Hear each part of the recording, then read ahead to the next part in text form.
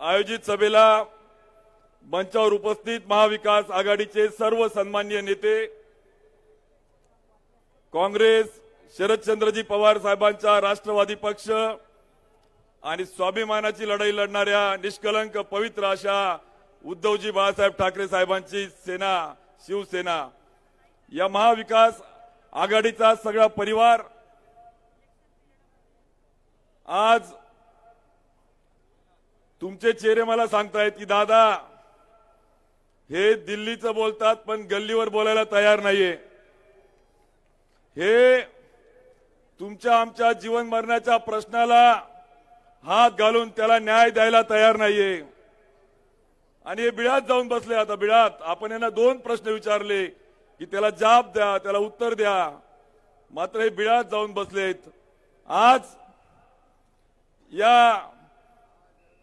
आजच्या दिनाचं औचित्य असं आहे की आज भारतातला पहिला नोबेल पुरस्कार जो आपला होता, ज्या आपल्या राष्ट्रगीताचे निर्माते रवींद्रनाथ टागोर यांची आज आपण त्या ठिकाणी जयंती आहे, जन्मदिन आहे.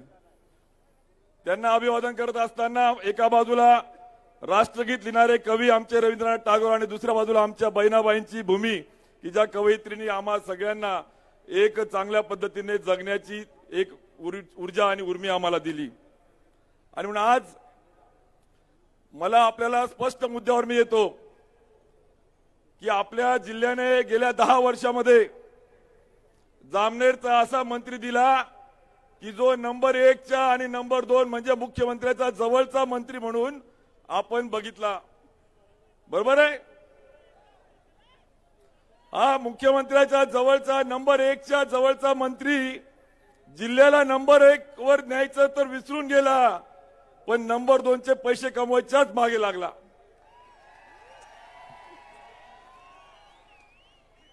जिल्ह्याला नंबर 1 वर न्यायचं सोडून नंबर 2 चे पैसे कमवायला लागला. हा जामनेरचा चंगू आणि चाळीसगावचा एजंट हा मंगू, या चंगू आणि मंगूने आपल्या जिल्ह्याच्या सांस्कृतिक आणि एका विकासाला खीळ पोहोचवण्याचं काम या चंगू मंगूच्या जोडीने केलं, लक्षामध्ये घ्या. आणि म्हणून आज नंबर 2 च्या पैशाची मस्ती यांच्या मस्तकामध्ये आहे. सत्तेमधून कोणाला गाडता येईल का, याला पाडता येईल का, याला जिरवता येईल का, याला गुन्हा दाखल करता येईल का, या सत्तेच्या मस्तीमध्ये कार्यकर्ते यांना नोकर वाटायला लागले. मालक आणि नोकर अशी संघटनेची जागा कार्यकर्ता आणि नेता नाही तर नोकर आणि मालक त्या ठिकाणी डोक्यामध्ये यांची आली आहे. या सगळ्यांना आपल्याला हद्दपार करण्यासाठी आजची विजयी सभा आपण आज या ठिकाणी उद्धवजी साहेबांच्या मार्गदर्शनाने त्या ठिकाणी घेतोय. आणि म्हणून आज या 2 नंबरच्या पैशाच्या माध्यमातून लक्ष्मीचं दर्शन जिल्ह्याला या आठवड्यामध्ये होणार आहे, लक्षामध्ये राहू द्या. मला बरेच जण बोलले दादा ओल्या पार्टी सुरू आहे म्हणजे 5-5 क्विंटलच्या मटण एका गणाला गटाला त्या ठिकाणी देत आहेत. आणि कार्यकर्ते आमचे राजू दादा त्या ठिकाणी विचारतात तेव्हा ते सांगतायत की जाऊ द्या दादा आम्ही कोणाचंही खाल्लं मटण, मात्र दाबू मशालीचं बटन, हा विश्वास त्या ठिकाणी देत आहेत. पण आज लक्षामध्ये घ्या, यांना मी सांगू इच्छितो कि शाख से टूट जाए वो पत्तियां नहीं है हम, शाख से टूट जाए वो पत्तियां नहीं है हम, आंधियों से कह दो अपनी औकात में रहो तुम, अपने औकात में रहो तुम.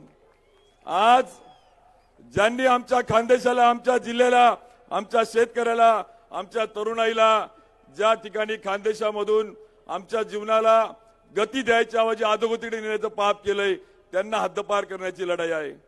आणि म्हणून आज या प्रचार सभेच्या निमित्तानं हे संकट मोचक यांना नाव दिले, डुप्लिकेट संकट मोचक. हे संकट मोचक नाही, हे जिल्ह्यावर संकट आहे, संकट. अहो आमच्या अंबळनेरच्या मंगळग्रहाच्या मंदिरामध्ये जूनच्या 4 तारखेला त्यांनी सांगितलं, जून महिन्यामध्ये मागच्या वर्षी, की मी मुंबईला जाऊन कापसाच्या संदर्भामध्ये, आता आमच्या प्रतिभाताईंनी सांगितलं आंदोलनाचं, पण कापसाच्या संदर्भात मी चांगला तोडगा काढतो आणि कापूस उत्पादकाला न्याय द्यायचा प्रयत्न करतो. अरे मंगळग्रहाच्या मंदिरावर तुम्ही बोललात, हा मंगळग्रह तुम्हाला सोडणार नाही, तुम्ही आमच्या कापूस उत्पादकाला न्याय दिला नाही, हे पण लक्षामध्ये राहू द्या. एका बाजूला भंडारा गोंदियाच्या भात उत्पादक शेतकऱ्याला 15,000 रुपये हेक्टरी अनुदान मिळतंय, म्हणजे भात पिकवणारा शेतकरी आहे. मग माझा जिल्ह्यातला खानदेशातला कापूस उत्पादक शेतकरी नाही का, यांची त्या कॅबिनेटला दाढ उठत नाही. जर भात उत्पादकाला बोनस देताय त्या ठिकाणी, तर माझ्याही शेतकऱ्याला कापूस उत्पादकाला बोनस द्या. ही दाढ उठली असती तर यांना आम्ही संकटमोचक म्हटलं असतं. हे संकटमोचक नाही, हे आमच्या जिल्ह्यावरचं संकट या ठिकाणी आहे. आणि आज कांद्याच्या संदर्भात मागे चांदवडला गेले 6 महिन्यापूर्वी, तारीख पण माझ्याजवळ आहे. चांदवडला गेले आणि म्हटले की कांद्याच्या संदर्भामध्ये केंद्राकडे जाऊन आपण तोडगा काढूया आणि पर्याय काढूया. यांनी तोडगा काय काढला? गुजरातच्या पांढऱ्या कांद्याला निर्यातीची परवानगी आणि आमच्या जिल्ह्यातल्या खानदेशाच्या कांद्याला मात्र परवानगी नाही. मग आमच्या जिल्ह्यातले खानदेशातले नेते कॅबिनेटला जाऊन झोप काढत असतील तर यांना सत्तेवर राहण्याचा अधिकार नाहीये, हे लक्षामध्ये घ्या भावांनो. आणि म्हणून आज केळीच्या संदर्भामध्ये माझा खानदेश हा केळीचा प्रदेश, आशिया खंडात सगळ्यात जास्त केळीची लागवड माझ्या जळगाव जिल्ह्यामध्ये आहे. पण केळीला मनरेगा लागू करायची म्हटली तर यांचा अभ्यास करायला वेळ कुठे? यांना हे फोनवर बिझी, ऑनलाईन. यांना वेळ नाहीये. यांना कुशल काय, यांना अकुशल काय, शाश्वत शेती, बिना कर्जाची शेती, माझ्या शेतकऱ्याला कर्जाच्या विळख्यातून बाहेर काढून त्याला भांडवली खर्च कमी करून त्याला ताट पाण्याने जगण्याचं आमचं मनरेगाचं धोरण करता येईल का? यांना त्या बैठका घ्यायला वेळ नाहीये यांना. आणि म्हणून केळी उत्पादक शेतकऱ्याला न्याय नाही, कापूस उत्पादक शेतकऱ्याला न्याय नाही, कांदा उत्पादक शेतकऱ्याला न्याय नाही. आणि तुम्हाला सांगतो की ज्वारीच्या शेतकऱ्यांची तर 48,000 हेक्टरवर ज्वारीची लागवड केली, 350 कोटी रुपये म्हणजे 1,000 रुपये कमी भावाने ज्वारी विकावं लागते. आणि म्हणून आज शेवटचे 3 मुद्दे मी घेतो 3 मिनिटात, की मातृशक्ती आणि महिलांच्या नावाने त्या ठिकाणी आज भाजपाचे नेते कांगावा करतायत. जामनेरचे लोक हे महिला सशक्तीकरणाच्या गोष्टी करताय. हास्यास्पद आहे, हास्यास्पद. जामनेरचे लोक महिला सशक्तीकरणाच्या गोष्टी करतायत आणि मग नंदुरबारच्या सभेमध्ये दारूच्या बॉटलवर महिलांचे फोटो लावून विक्री करा म्हणणाऱ्यांना तेव्हा लाज नव्हती वाटत का या गिरीश महाजनांना? आणि आता महिला सशक्तीकरणाच्या गोष्टी करतात. अरे एवढीच महिला सशक्तीकरणाचा तुम्हाला पुळका होता तर का त्या स्मिता वाघांचं 2019ला तिकीट कापलं? त्यावेळेस तर त्या दूध संघात निवडून आल्या, तर आता तर पराभूत झाल्या, आता मार्केटला पडल्या, दूध संघात पडल्या. उलट त्यावेळेस त्यांना का तिकीट दिलं नाही? यांना यांचा पट्टू बसवता खाली पंटर म्हणून मला लोकसभेत पाठवलं यांनी. आज या सगळ्या राजकारणाला आपला जिल्हा कंटाळलाय. आणि म्हणून तुम्हाला सांगतो, लक्षामध्ये घ्या की यांची निष्ठा सांगताय, निष्ठावान उमेदवार आहे, निष्ठावान. यांची निष्ठा तपासा. BA साहेबांच्या विरुद्ध काम अंमळनेरमध्ये, शिरीष चौधरींच्या विरुद्ध काम, अनिल भाईदास पाटील यांच्या विरुद्ध काम, आणि हे निष्ठेच्या गोष्टी करताय, निष्ठेच्या गोष्टी.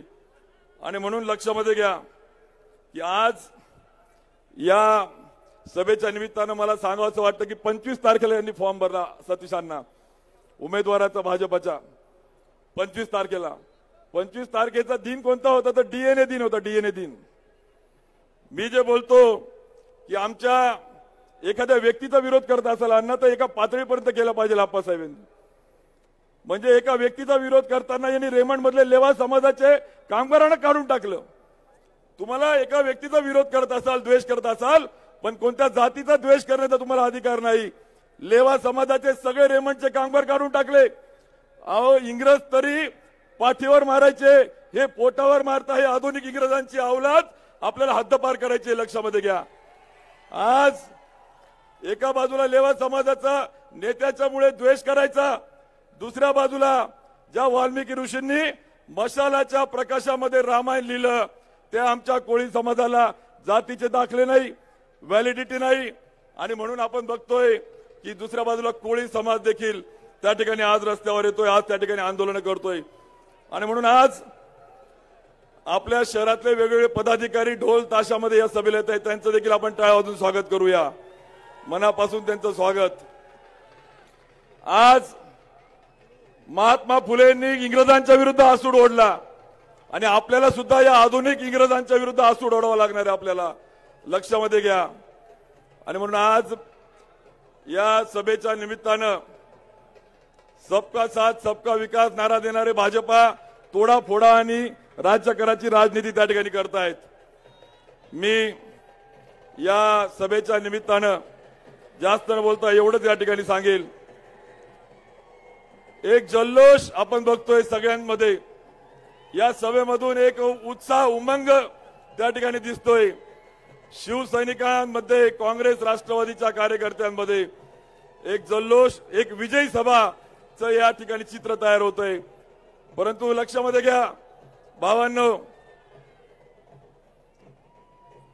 आता बसून घ्या, कार्यकर्त्यांनी बसून घ्या, शिवसैनिकांनी पदाधिकारी बसून घ्या।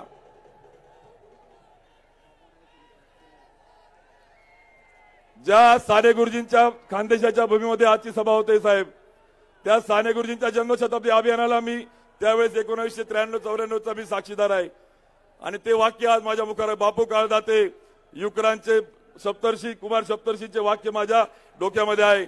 आता उठवू सारे रान, आता पेटवू सारे रान, शेतकऱ्यांच्या आणि तरुणांच्या हक्कासाठी लावू पणाला प्राण।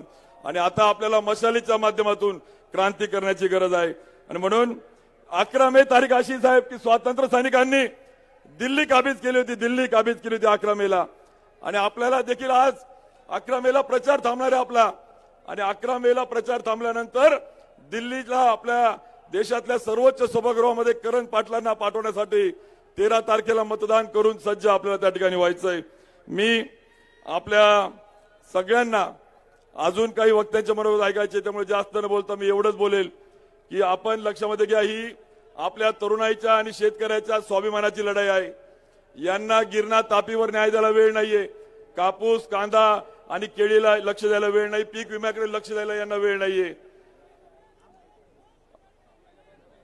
आणि म्हणून आज आपण सगळ्यांनी या ठिकाणी एक संकल्प करायचा आहे की 13 तारखेला आपण जास्तीत जास्त सकाळी 11 वाजेच्या आत, उन्हाचं त्या ठिकाणी तापमान खूप असणार आहे, मतदान करून घेणं गरजेचं आहे। तो संकल्प आपल्या सगळ्यांनी घ्यायचा आहे, एवढंच आव्हान या निमित्ताने करतो। आणि खरं तर बोलण्यासारखे मुद्दे खूप होते की या संकट मोचक आणि संकटाचं मला विचारायचंय, पोखरामध्ये पहिल्या टप्प्यातले गावं आले, गेल्या 5 वर्षामध्ये पोखरा योजनेत एकही गाव आलं नाही।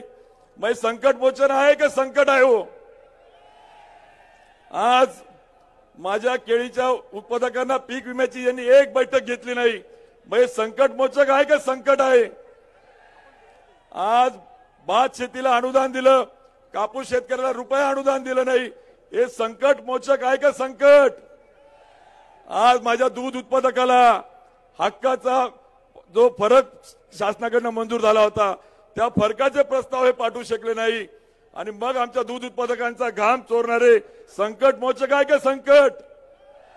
आज जिल्ह्यातल्या स्वामीनाथन आयोगापासून सगळे आयोग सांगतात की शेतकऱ्याला गाव पातळीवर कर्ज उपलब्ध करून द्या, त्याला कर्जाच्या कक्षामध्ये आणा, म्हणजे तो आत्महत्येच्या या सगळ्या चक्राबाहेर जाईल आणि तो ताट माननीय बँकेशी संस्थेशी जोडला जाईल।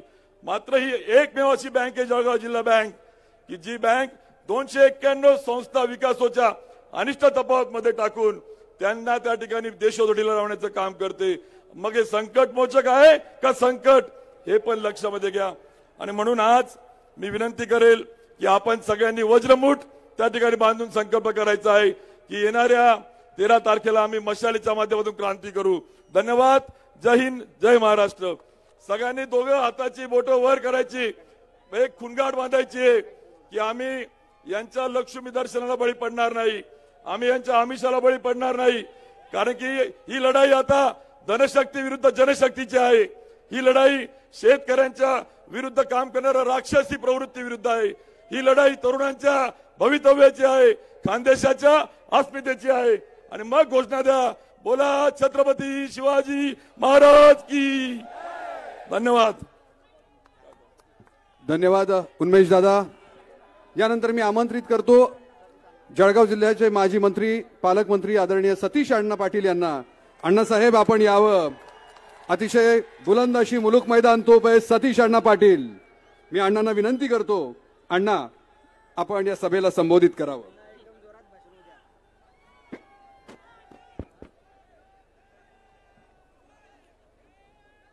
तुमचा उत्साह,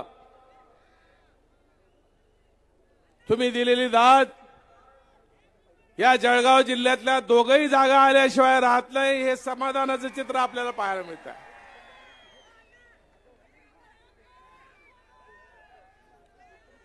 13 मे रोजी होणाऱ्या जळगाव आणि रावेर या 2 लोकसभा मतदारसंघाच्या उमेदवारांच्या संदर्भात आज जळगावचे उमेदवार करण बाळासाहेब पाटील यांच्या प्रचाराची जाहीर सभा आयोजित केली आहे आणि या सभेला सर्व महाविकास आघाडीचे सगळे नेतेगण या ठिकाणी उपस्थित आहेत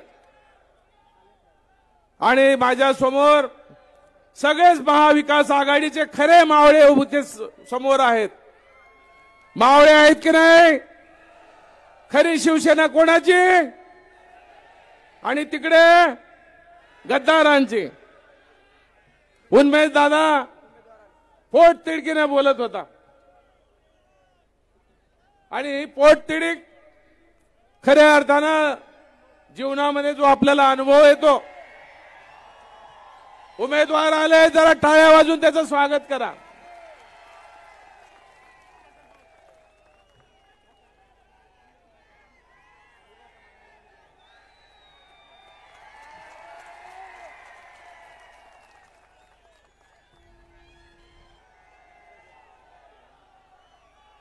शांत 5 मिनिटं घेतो, जास्त बोलणार नाही. अनेक आपल्याला उद्धव साहेबांचे विचार ऐकायचे, पण हा जिल्हा पोरका झालाय.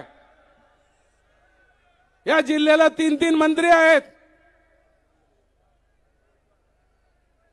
आज उन्मेष दादा बोलत होतं ते खरं आहे की संकटमोचक ज्याने या जिल्ह्याला वाऱ्यावर सोडून दिलेलं आहे.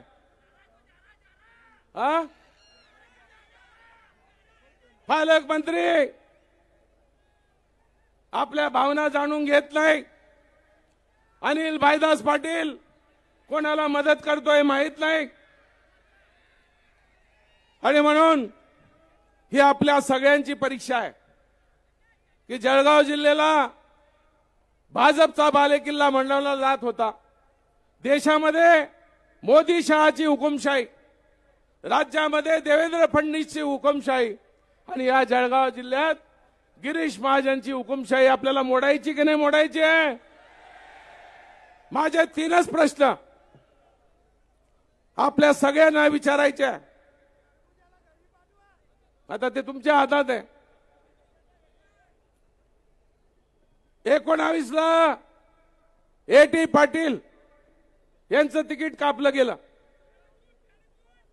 अरे जरा ऐक ना, खरबूज आहे, उन्हाळ्याचे दिवस आहे, कापून खाऊन घे. A.T. पाटलाचं तिकीट 2019 ला कापलं गेलं. तिकीट कोणाला मिळालं?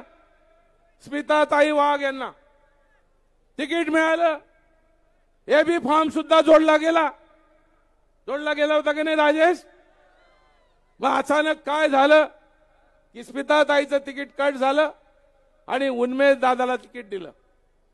उन्मेष दादाची इच्छा नव्हती. 14 ते 19 ते माझ्याबरोबर विधानसभेत होते, पण आदेश आला, पक्षाचा आदेश मानला.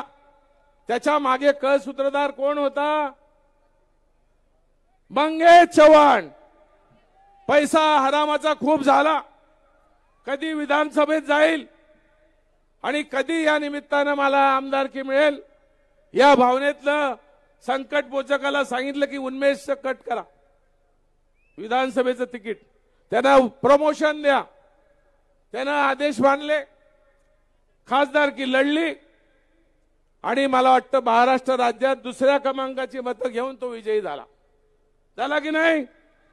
मग असा काय गुन्हा झाला होता की आता उन्मेष दादाचं तिकीट कापण्यात आलं? कोणाला परत दिलं गेलं? कोणाला दिलं? आता त्यावेळेला त्या वाईट होत्या, आता चांगल्या कशा झाल्या? रात्रीतून काय चमत्कार झाला? मी सांगेल, उन्मेष तुला सलाम आहे की योग्य वेळी तुम्हाला जाग आली आणि तुम्ही महाविकास आघाडीच्या माध्यमातून उभाटा गटामध्ये प्रवेश केला. मी जाहीर अभिनंदन उन्मेष दादाचं करतोय. मी जाहीर अभिनंदन करण पाटलाचं करतोय. माझा पुतण्या आहे. पण वाईट वाटायचं की चुकीच्या मार्गाला जाऊन राहिलेले आहेत. चुकीच्या मार्गाने त्याने नेतृत्व स्वीकारलेलं आहे. आणि आज जाहीरपणे सगळ्यांसमोर सांगतो की सगळ्यात आनंद झाला असेल तर माझे वडील कैलासवासी भास्करप्पा यांना की जातीवादी पक्षापासून लांब राहा. आणि म्हणून एक उदयोन्मुख नेतृत्व करणच्या माध्यमातून निर्माण झालंय. करणचं नाव आल्यापासून यांची सर्व हवा गुल झालेली आहे. एकच वाद आणि करण दादा सगळीकडे पसरलेला आहे. पसरला आहे का नाही? आता ही निवडणूक 43 डिग्री 44 डिग्रीच्या तापमानानं तापलेली नाही. हा जिल्हा ज्या मोदींच्यामुळे या राज्यातल्या भ्रष्ट सरकारामुळे तापलेला आहे त्याचा बदला आपल्याला घ्यायचा आहे. घ्यायचा आहे की नाही? घेणार का? मी तर सांगेल जेवढं माल येईल तेवढं आणा. कोण आहे उन्मेष? आणि उन्मेष दादा, तू 5 वर्ष चांगलं काम केलं, नर्मदाची परिक्रमा केली, पण केंद्रातलं तुला मदत देऊ शकला नाही. स्वतःकडे पाठबंधारं खातं असताना देखील पाडशे धरणाला योग्य तो न्याय मिळाला नाही. ते अनिल भाईदास पाटील सांगतायत की 5,000 कोटीची प्रमा मिळाली. प्रशासकीय मान्यता म्हणजे पैसा असतो का आबा? पाडळसे धरणाची सुरुवात तुम्ही केली, अंमळनेरला खऱ्या अर्थानं तुम्ही चालले, आणि आज हे फक्त कालर उडवण्यामध्ये राहत आहेत. मित्रांनो, आज सगळेजण आपण शेतकरी कुटुंबातले आहोत. कापसाला भाव मिळाला का? मग याचा बदला आपल्याला घ्यायचा नाही का? कांदा उत्पादक शेतकरी, गुजरातचा कांदा परदेशात जातो, आपल्या कांद्याला भाव नाही. आता निर्यात बंदी उठवली तर 40% दर त्याच्यावर लावलाय. आणि म्हणून हे निर्वाणीचं खऱ्या अर्थानं आपल्याला पाहिजे. मी आज उन्मेष दादा करण की आम्ही एक वारसा घेऊन आलोय, तो जपण्याचा प्रयत्न आम्ही करतोय. आज भाजपवाल्यांचे इतके पायाखालची वाळू सरकून गेले की त्याच्यावर पर्सनली काही अटॅक करण्याचा प्रयत्न करतायत. आणि म्हणून आज जिल्हा बँकेच्या माध्यमातून इथे सगळे शेतकरी आहेत. तुम्हाला सोसायटीकडून कर्ज मिळतंय का? किती हेलपाटे खावे लागतात? जर यांचं सरकार आहे तर यांनी तो आदेश बदलावायला पाहिजे होता, तो बदलला नाही. आज आम्ही रस्त्याने जातो, पोलीस आमच्या गाड्या अडवतात. उन्मेष दादा, रस्त्याने जर गेलो रात्री बेरात्री आमच्या गाड्या अडवल्या जातात, आमचे डिक्या उघडले जातात. पण मला एक गोष्ट आता कळाली की एक सत्ताधारी जिल्ह्याचा अध्यक्ष, जिल्ह्याचा एक पक्षाचा अध्यक्ष, त्याच्या गाड्यात त्याच्या मुलानं आणि त्याच्याबरोबर असलेल्या एक सहकार्यानं 4 मुलांना उडवली. 4 लोक उडाली, 4 लोक मेली आणि एक जखमी झाली. त्यांच्या गाडीमध्ये ड्रग अडवले. हा ड्रग कुठून येतोय? हा 40 गावाकडून येतो का? कुठून येतोय? पोलीस त्याचा तपास करत नाही का? काय चाललंय जिल्ह्यामध्ये? त्यांच्या गाड्या तपासल्या जात नाही, आपल्या गाड्या तपासल्या जातात. आणि म्हणून यांचा हिशोब आता आपल्याला करायचा आहे. तो हिशोब करणार कसा? की ज्या लोकशाहीतनं बाबासाहेब आंबेडकरांनी आपल्याला घटनेचा अधिकार दिला. आणि म्हणून मी एकच मिनिटं घेईन की आता 13 शंखनाद हो सगळ्यांनी हात वर करून उभी वाजू दे, नाद घोष गरजू दे निशाण. दुष्ट शक्ती जाळल्या, मार्ग स्पष्ट दावण्यात पेटू दे शिवसेनेची मशाल. मशाल पेटवायची आहे, हुकुमशाही नष्ट करायची आहे. हिंदू हा तुझा धर्म जाणून घे, हेच मर्म जीवन करत्यास तू बहाल. दुष्ट शक्ती जाळल्या, मार्ग स्पष्ट दावण्या शिवसेनेची पेटली मशाल.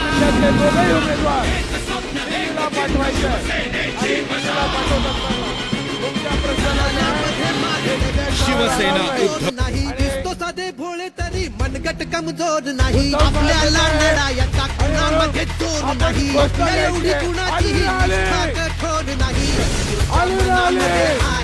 जरा आवाज जोरात आला पाहिजे.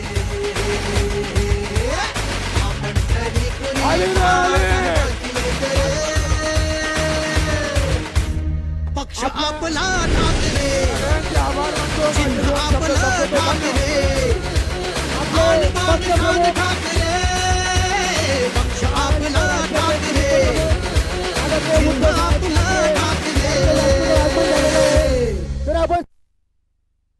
स्वागत करायचं आहे.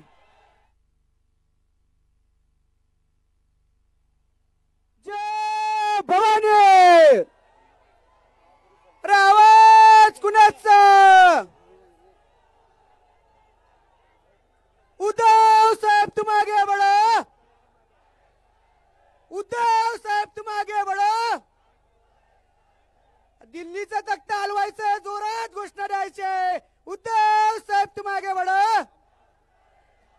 जय भवानी. आदरणीय उद्धव साहेबांचं आगमन झालंय. आपण बसून घ्यावं. आता उद्धव साहेब छत्रपती शिवरायांच्या पुतळ्याला या ठिकाणी माल्यार्पण करणार आहेत आणि सर्वच महापुरुषांना या ठिकाणी वंदन करतायत. छत्रपती शिवाजी महाराज की.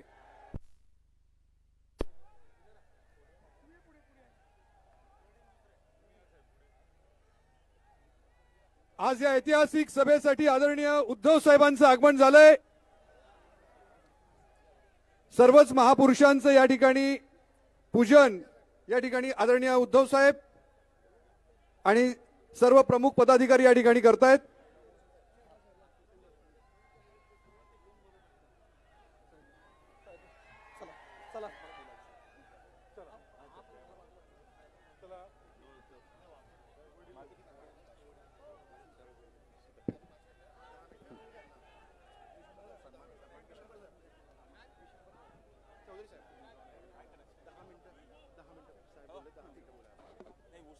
यानंतर आपण आता साहेबांचा या ठिकाणी सन्मान करणार आहोत.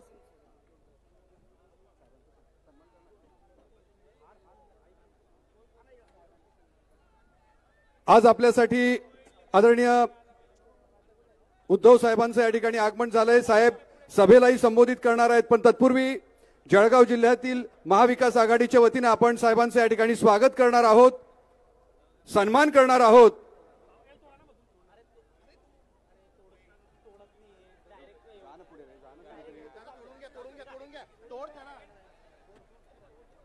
भला मोठा पुष्पहार या ठिकाणी साहेबांसाठी आणण्यात आलाय आणि या पुष्पहाराने साहेबांचं या ठिकाणी आपण स्वागत करणार आहोत. जोरदार टाळ्या वाजवून साहेबांचं या ठिकाणी आपण स्वागत करूयात.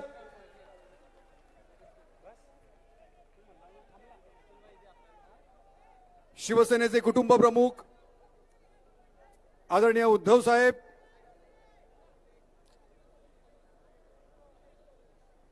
महाविकास आघाडीचे आणि इंडिया आघाडीचे सर्व पदाधिकारी आज या ठिकाणी उपस्थित आहेत. उद्धव साहेब तुम आगे बढ़ो.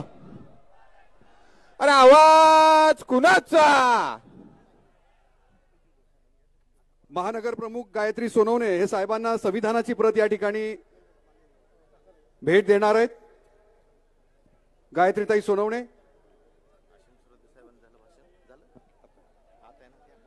यानंतर मी असीम सरोदे साहेबांना विनंती करतो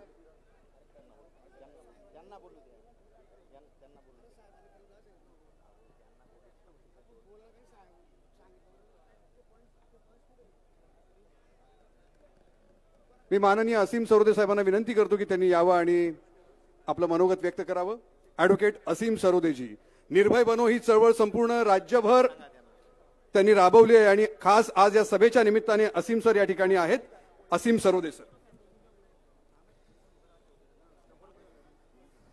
आज मी दुसऱ्यांदा उद्धव साहेबांसमोर उपस्थित राहून आपल्या सगळ्यांशी संवाद साधतोय.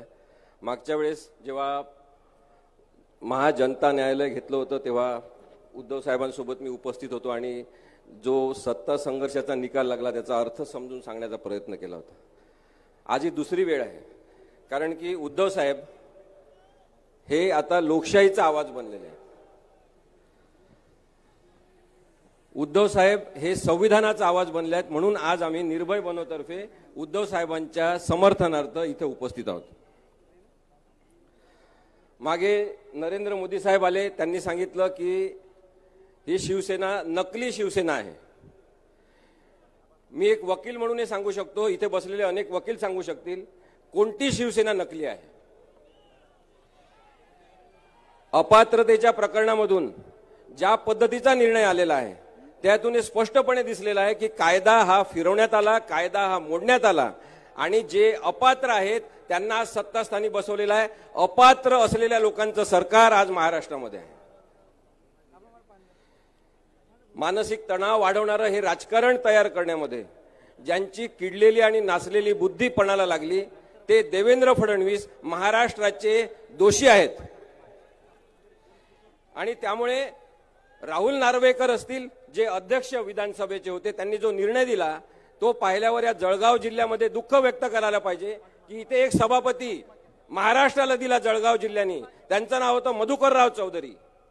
अत्यंत प्रामाणिक, निस्पृह आणि कायद्याला धरून चालणारा माणूस म्हणून मधुकरराव चौधरींची आठवण नक्की केली पाहिजे. आणि आज महाराष्ट्राची अधोगती अशी झालेली आहे की राहुल नार्वेकर यांच्यासारखा माणूस अध्यक्ष म्हणून विधानसभेचा आहे.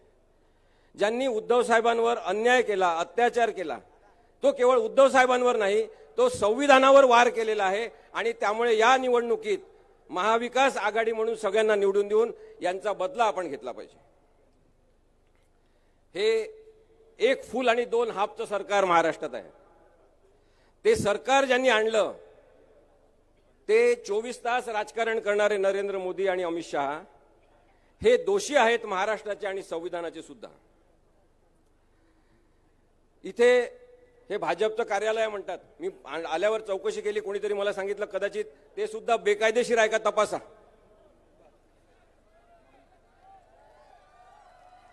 इथे गिरीश महाजन नावाचे नेते आहेत. आता उन्मेष भाऊंनी आणि गिरीश महाजन हे स्वतःला नेते म्हणवतात. मी आपल्याला सांगतो गिरीश महाजन कोण आहेत. मी आपल्याला सांगतो गिरीश महाजन कोण आहेत. हे लीडर नाहीत. गिरीश महाजन लीडर नाहीत, हे मॅनेजर आहेत. आणि भाजप हा पक्ष मॅनेजर लोकांचा आहे. आज आपल्याला इथे ठरवायचं आहे की आपल्याला लीडर निवडून द्यायचे आणि लोकशाहीसाठी एक मोठा आवाज बुलंद करायचा आहे. 370 कलम काढलं असंही सांगतात. मी पुन्हा आपल्याला इथे कायदेशीर दृष्टिकोनातून सांगतो 370 कलम अजूनही भारतीय संविधानात आहे. अमित शहा खोटं बोलत आहेत. देवेंद्र फडणवीस खोटं बोलत आहेत. 370A आणि 370B असे दोन भाग आहेत. 370B यांनी केवळ निष्प्रभ केलेला आहे. 370B काढून टाकलेला आहे. त्याच्यामध्ये असं होतं की जम्मू काश्मीरमध्ये इतर राज्यातला कोणी माणूस जाऊन परवानगीशिवाय जमीन विकत घेऊ शकत नाही. आणि आता आपण जमीन विकत घेऊ शकतो. किती भारतीय लोकांनी जमीन विकत घेतली? 3 जणांनी जमीन विकत घेतली. आणि सगळ्यात जास्त जमीन कोणी विकत घेतली? सगळ्यात जास्त जमीन गौतम अदानी यांनी जम्मू काश्मीरमध्ये विकत घेतली. मग जम्मू काश्मीरमध्ये जे 370B काढलं ते देशप्रेमापोटी काढलं नाही, हे मी तुम्हाला सांगतो. अदानीला जमीन विकत घ्यायची होती म्हणून काढलं, कारण का त्या जमिनीमध्ये लिथियमचा साठा सापडलेला आहे. जगातला 7वा सगळ्यात मोठा लिथियमचा साठा या अदानीला देऊन नरेंद्र मोदी आणि अमित शहा यांनी आपल्या समोर असं दाखवलं की 370 कलम मी काढतो म्हणजे मी देशभक्तीपर जणू काही करतोय. हे खोटं आहे, तुम्ही लक्षात घ्या. मोदींच्या प्रतिमेवर निवडणूक लढवण्याचं यांच्या अंगलट आलेलं आहे. नरेंद्र मोदी आता आमच्या सभेला पाठवू नका असं भाजपचेच कार्यकर्ते आणि नेते त्यांना सांगत आहेत. एक जाणकार नेता यांनी उभा केलाय दुसऱ्या पक्षातून घेऊन. त्यांनी सांगितलं की आम्हाला नरेंद्र मोदी नको प्रचारासाठी, कारण की हे खोटं बोलतात, हे काहीही बोलतात, जिभेला येईल तसं बोलतात आणि त्याच्यामुळे आमचे मतं कमी होतात. ही नरेंद्र मोदींची आजची अवकाश झालेली आहे. आपण लक्षात घ्या की न झोपता सतत देशासाठी काम करतो असंही सांगतात. हे झोपतच नाही असं म्हणतात, कारण की यांनी असं ऐकलं की पंडित नेहरू कमीत कमी झोपून देशासाठी काम करायचे. हे झोपतच नाही असं याचं म्हणणं आहे. 2-3 तास झोप घेतात. आज या सगळ्यांना इथे उपस्थित असलेल्या सगळ्यांना मी सांगू इच्छितो, याच्यानंतर एक तर नक्की ठरवा की आपल्याला नैसर्गिकपणे रात्री झोपणारा नेता पाहिजे. जे झोपत नाही त्यांचं मानसिक संतुलन बिघडलेलं असतं. ज्यांची पूर्ण झोप होत नाही ते विचार करू शकत नाही. ज्यांची झोप होत नाही ते रागीट होतात, ते द्वेषपूर्ण वागतात. आणि नरेंद्र मोदी यांची अनेक वर्ष झोप न झालेली असल्यामुळे आता यांना आराम देण्याची गरज आहे. हे झोपले पाहिजे आणि आपण यांना झोपवलं पाहिजे. संसदेच्या पायऱ्यांवर हे डोकं ठेवून प्रवेश केला होता यांनी, हे लक्षात घ्या. भारत देश भावनाशील आहे. आपण भावनाशील झालो की काय माणूस आहे, संसदेच्या पायऱ्यावर डोकं ठेवून प्रवेश केला. परंतु नंतर लक्षात आलं की ही यांची प्रवृत्ती आणि संस्कृती आहे. जेव्हा नथुराम गोडसेंनी महात्मा गांधींना मारलं होतं तेव्हा सुद्धा त्यांच्या डोक्यावर पाय ठेवून नंतर गोळ्या घातल्या होत्या. नरेंद्र मोदी हे संसदेला आज उद्ध्वस्त करत आहेत आणि संविधानावर गोळ्या झाडत आहेत. त्यामुळे यांना आता झोपवायलाच पाहिजे. शेवटचे 2-3 मुद्दे मी मांडतो आणि थांबतो. भारतीय संविधानामध्ये अनेकदा बदल झालेले आहेत. त्याला सुधारणा असं म्हणतात. हे म्हणतात की पंडित नेहरूंनी बदल केले नाही का, राजीव गांधींनी बदल केले नाही का, सगळ्या पंतप्रधानांनी बदल केले. त्याला कायदेविषयक सुधारणा असं म्हणतात. कारण की भारतीय संविधानातल्या 368 नुसार असे बदल लोकांच्या उपयोगासाठी करायचे असतात. यांना मूलभूत हक्क काढून घ्यायचे आहे, यांना राज्यपालांचे हक्क वाढवून द्यायचे आहे, यांना सरकार सगळं नष्ट करून आपल्यासाठी सगळे अधिकार तयार करायचे आहे. हे संविधान बदलणं चालणार नाही. हे नरेंद्र मोदींना सांगायला पाहिजे. बाबासाहेब आंबेडकरांचा हा अपमान ठरेल जर नरेंद्र मोदींना पुन्हा निवडून दिलं तर. आणि त्यामुळे स्वच्छ भारत अभियान हे राबवतात असं सांगतात. स्वच्छ भारत अभियान राबवण्यासाठी गाडगे महाराजांशी मनाची स्वच्छता पाहिजे. यांचं मन स्वच्छ नाही, यांचं डोकं स्वच्छ नाही. नरेंद्र मोदी हे स्वच्छतावादी नाहीत, ते तुच्छतावादी आहेत, हे लक्षात घ्या. आणि त्यामुळे अशा माणसाला पुन्हा निवडून द्यायचं नाही. याच्याबद्दल आपण नक्की केलं पाहिजे. त्यांनी एक तुमच्या इथला उमेदवार दिलाय मुंबईतून, आमच्या क्षेत्रातला वकील असलेला. मुंबईतले लोक ते पार्सल परत पाठवणार आहे, तुम्ही लक्षात घ्या. असे लोक तुम्ही जिथं ते खोटारडे आहेत, खोट्याच्या आधारावर जे वकिली करतात आणि विशेष म्हणून सगळीकडे मिरवतात, त्यांना महाराष्ट्र सुद्धा पाडणार आहे. आम्ही ओळखलेलं आहे त्यांना. आणि त्यामुळे नरेंद्र मोदी हे भांग केलेले, अत्यंत चांगले कपडे घातलेले, आकृती सुंदर असलेले पण कृती विकृत असलेले नेते आहेत. आणि त्यामुळे यांना पाडण्यासाठी आपण सगळ्यांनी सज्ज झालं पाहिजे. मी जास्त वेळ बोलत नाही. उद्धव साहेबांचं भाषण ऐकण्यासाठी आपण इथे एकत्रित आलेला आहात. पण महाविकास आघाडीला इथे मत दिलं पाहिजे. कारण की हे उद्धव बाळासाहेब ठाकरे एका चट्टानप्रमाणे उभे आहेत या सगळ्या अन्यायाविरुद्ध, या सगळ्या जुलमाविरुद्ध. आणि मानसिक त्रास सहन करून हा माणूस उभा आहे नरेंद्र मोदींशी फाईट करण्यासाठी. आणि त्यामुळे सगळ्यांनी यांच्यासोबत उभं राहिलं पाहिजे. आणि एक दुसरा माणूस भारतात आहे, राहुल गांधी, त्याच्यासोबत आपण उभं राहिलं पाहिजे. धन्यवाद. धन्यवाद असीम सर. यानंतर मी आमंत्रित करतो विश्वंभर चौधरी यांना, निर्भय बनोचे प्रमुख विश्वंभर चौधरी.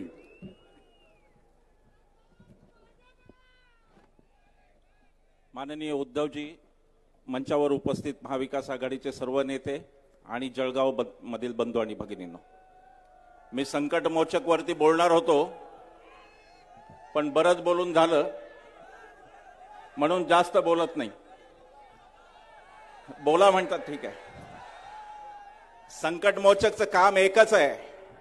जिथे जिथे लोकशाही मार्गाने आंदोलन होईल तिथे तिथे जाऊन पैसा पेरायचा, तिथे तिथे जाऊन माणसं फोडायची आणि ते आंदोलन उद्ध्वस्त करायचं. राळेगण सिद्धीमध्ये यांनी काय केलंय मला माहिती आहे सगळं, म्हणून मी बोलणार होतो. पण आता उद्धवजींचं भाषण ऐकायचं, जास्त बोलायला नको. यांचे जे पिस्तूल लटकून येतात, हे पिस्तूल लटकून मला बोलत आहे.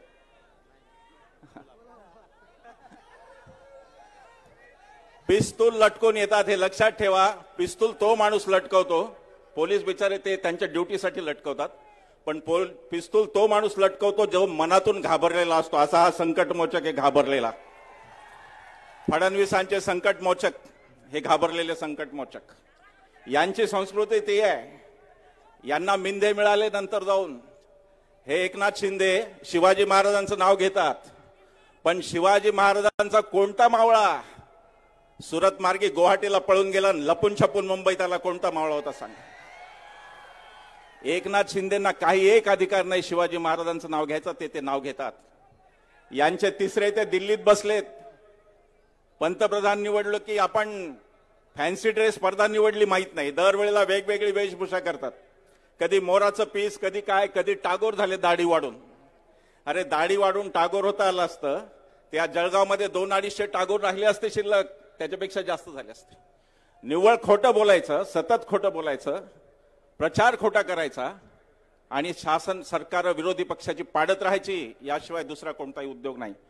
कोरोना काळात मी सांगतो, आता समोर म्हणून नाही, महाराष्ट्रातल्या 60 जाहीर सभांमध्ये मी बोललो. हे उद्धवजींना मी सांगतो की आम्ही 60 जाहीर सभांमध्ये हे सांगितलं की कोरोना काळात महाराष्ट्राला जर कोणी मायेनं सांभाळलं असलं तर ते उद्धवजी होते आणि राजेश टोपे होते. आजचे हे शिंदे जर तेव्हा मुख्यमंत्री असते आणि आताचे ते हाफकिन स्पेशालिस्ट तानाजी सावंत ते जर का आरोग्यमंत्री असते तरी सभाच झाली नसती, कारण ऐकणारे जिवंत राहिले नसते आणि बोलणारे जिवंत झाले नसते, अशी परिस्थिती. पण हे केलं महाराष्ट्रात सरकार कधी एकदा पाडू असं यांना झालं करोना काळात, जेव्हा महाराष्ट्र संकटात होता आणि यांच्या गुजरातला सुद्धा महाराष्ट्रच ऑक्सिजन पुरवत होता आणि रेमडेसिवीर मिळत होता, त्या काळातली ही परिस्थिती आहे. आमच्या मित्र, मी फार अगदी पुढच्या 2 मिनिटात भाषण संपवणार आहे. आपल्याला सगळ्यांना उद्धवजींचं ऐकायचं, आम्हालाही ऐकायचं आहे. आज पहिल्यांदा आम्ही स्टेजवरून ऐकतोय त्यांचं भाषण. एक गोष्ट तुम्हाला सांगतो, महाराष्ट्रामध्ये आमच्या 60 पेक्षा जास्त सभा झाल्या आणि आम्हाला आता खात्री झालेली आहे की महाराष्ट्रामध्ये महाविकास आघाडी कमीत कमी 35 जागांवरती निवडून येणार आहे. कमीत कमी 35 झाले तर त्यापेक्षा जास्तच. कोण पाडणार यांना लक्षात घ्या, कोण पाडणार यांना कदाचित शहरी समाज नाही पाडणार पुण्या मुंबईचा, पण यांना शेतकरी महाराष्ट्राचा पाडणार आहे. महाराष्ट्राच्या शेतकऱ्याला लक्षात आलंय की काय कशा पद्धतीचे हे व्यापारी आहेत. आपल्याला सगळ्यांना माहिती असेल कदाचित आकडा, मार्च आणि एप्रिल या 2 महिन्यांमध्ये, फक्त 2 महिन्यांमध्ये महाराष्ट्रात 457 शेतकऱ्यांनी आत्महत्या केलेल्या आहेत. आणि याचं कारण यांच्यामध्ये आहे. मला परवा आम्ही लातूरला गेलो होतो सभेला, तो अमोल शिंदे नावाचा मुलगा आला ज्यांनी संसदेत उडी मारली. उडी का मारली त्यांनी? उडी मारणं चूक आहे, कोणी मारू नये संसदेत उडी, पण त्यांनी उडी यासाठी मारली की 2 कोटी रोजगार दरवर्षी आश्वासन मोदींनी दिलं होतं, ते मोदींनी पूर्ण केलं नाही. आणि म्हणून जर कोण खोटं असेल तर ते मोदी तिथे खोटं पडले, तो मुलगा पडलेला नाही. शेतकऱ्याची जी बिकट अवस्था त्याच्यावर मी सांगत होतो की सोयाबीनचा भाव आज 4200-4300 रुपये, मी पण तुमच्या शेजारचा परभणीचा आहे, 4200-4300 रुपयाचा भाव तोच ज्यावेळेला मोदींनी शपथ घेतली तेव्हा होता. या दरम्यान खताच्या किमती, औषधाच्या किमती सगळं दुप्पट वाढलं, पण शेतकरी तिथल्या तिथे आहे. कांदा निर्यातीला परवानगी, गुजरातचा पांढरा कांदा, महाराष्ट्राचा लाल कांदा यांना चालत नाही. शेतकरी यांना यासाठी शेवटचं सांगतो, शेतकरी का पाडणार आहे यांना? भागवत कराड औरंगाबादचे आपले अर्थ राज्यमंत्री यांनी सांगितलं संसदेमध्ये की 14 लाख कोटीची कर्जमाफी त्यांनी कॉर्पोरेट क्षेत्राला म्हणजे अंबानी अदानी सारख्यांना दिली आणि शेतकऱ्यांना मात्र 1 रुपयाचे सुद्धा कर्जमाफी या सरकारने दिली नाही. हे संसदेत त्यांनी सांगितलं. शेतकरी यांच्यावर प्रचंड संतापलेला आहे आणि शेतकरी यांना पहिल्यांदा धडा शिकवणार आणि दुसरा वर्ग जो मोठा तो महिलांचा राहणार आहे. आता जेव्हा तुम्ही मत द्यायला जाल 24 साली, तेव्हा तुमच्या पुढे शिवसेना विरुद्ध म्हणजे ओरिजिनल शिवसेना विरुद्ध भाजप वगैरे असं काही नाहीये. तुमच्या पुढे मणिपूरच्या त्या 2 नग्न भगिनी आहेत ज्या पळत होत्या रस्त्यावर आणि हजारोचा जमाव त्यांच्या मागे धावत होता बलात्कार करण्यासाठी. आणि वर हे सांगतात मोदी की छत्रपतींचा आशीर्वाद त्यांची लाईन होती. अरे छत्रपती अशा लोकांना आशीर्वाद देणार आहेत ज्यांना आया बहिणींची इज्जत सांभाळता येत नाही, अशा लोकांना छत्रपती आशीर्वाद देणार आहेत. मित्र, बोलण्यासारखं खूप काही आहे. मी खूप ठरवून आलो होतो, पण वेळ आपल्याकडे कमी आणि उद्धवजींना परत जायचं आहे, त्यामुळे मी आवर्त घेतो. पण तुम्हाला एकच आवाहन करतो की दिल्लीत राहुल गांधी, इकडे उद्धवजी आणि शरदरावजी पवार हे तीन नेते ह्या हुकुमशाहीच्या विरोधात उभे आहेत. आणि आपली लढाई आत्ताची 2024 निवडणूक ही काही कोणत्या नेत्यावर नाही, कोणत्या पक्षावर नाही. ही निवडणूक मोदी शहा विरुद्ध आम्ही भारतीय लोक अशी ही निवडणूक आहे, हे लक्षात घ्या. आणि म्हणून यांना विजयी करणं हे आपल्या सगळ्यांचं नैतिक कर्तव्य आहे. आपल्या सगळ्या उमेदवारांना विजयी करा, रावेर असो किंवा आपलं जळगाव असो, यांना विजयी करा एवढं आवाहन करतो आणि थांबतो. धन्यवाद. जय हिंद, जय महाराष्ट्र. धन्यवाद. आपण सर्व उद्धव साहेबांचं भाषण ऐकायला उत्सुक आहोत, पण तत्पूर्वी आपल्या जळगाव लोकसभा मतदारसंघाचे उमेदवार करणदादा पवार पाटील यांना मी आमंत्रित करतो.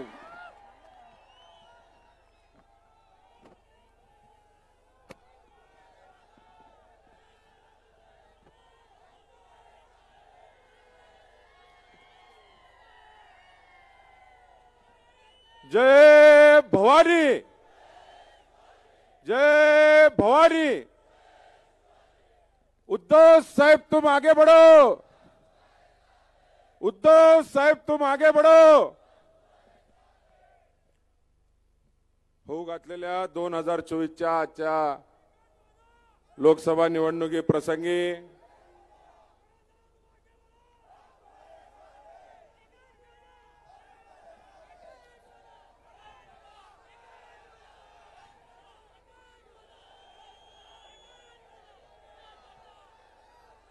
आजच्या या जळगावच्या ऐतिहासिक सभे प्रसंगी व्यासपीठावर उपस्थित आपल्या सर्वांचे श्रद्धास्थान,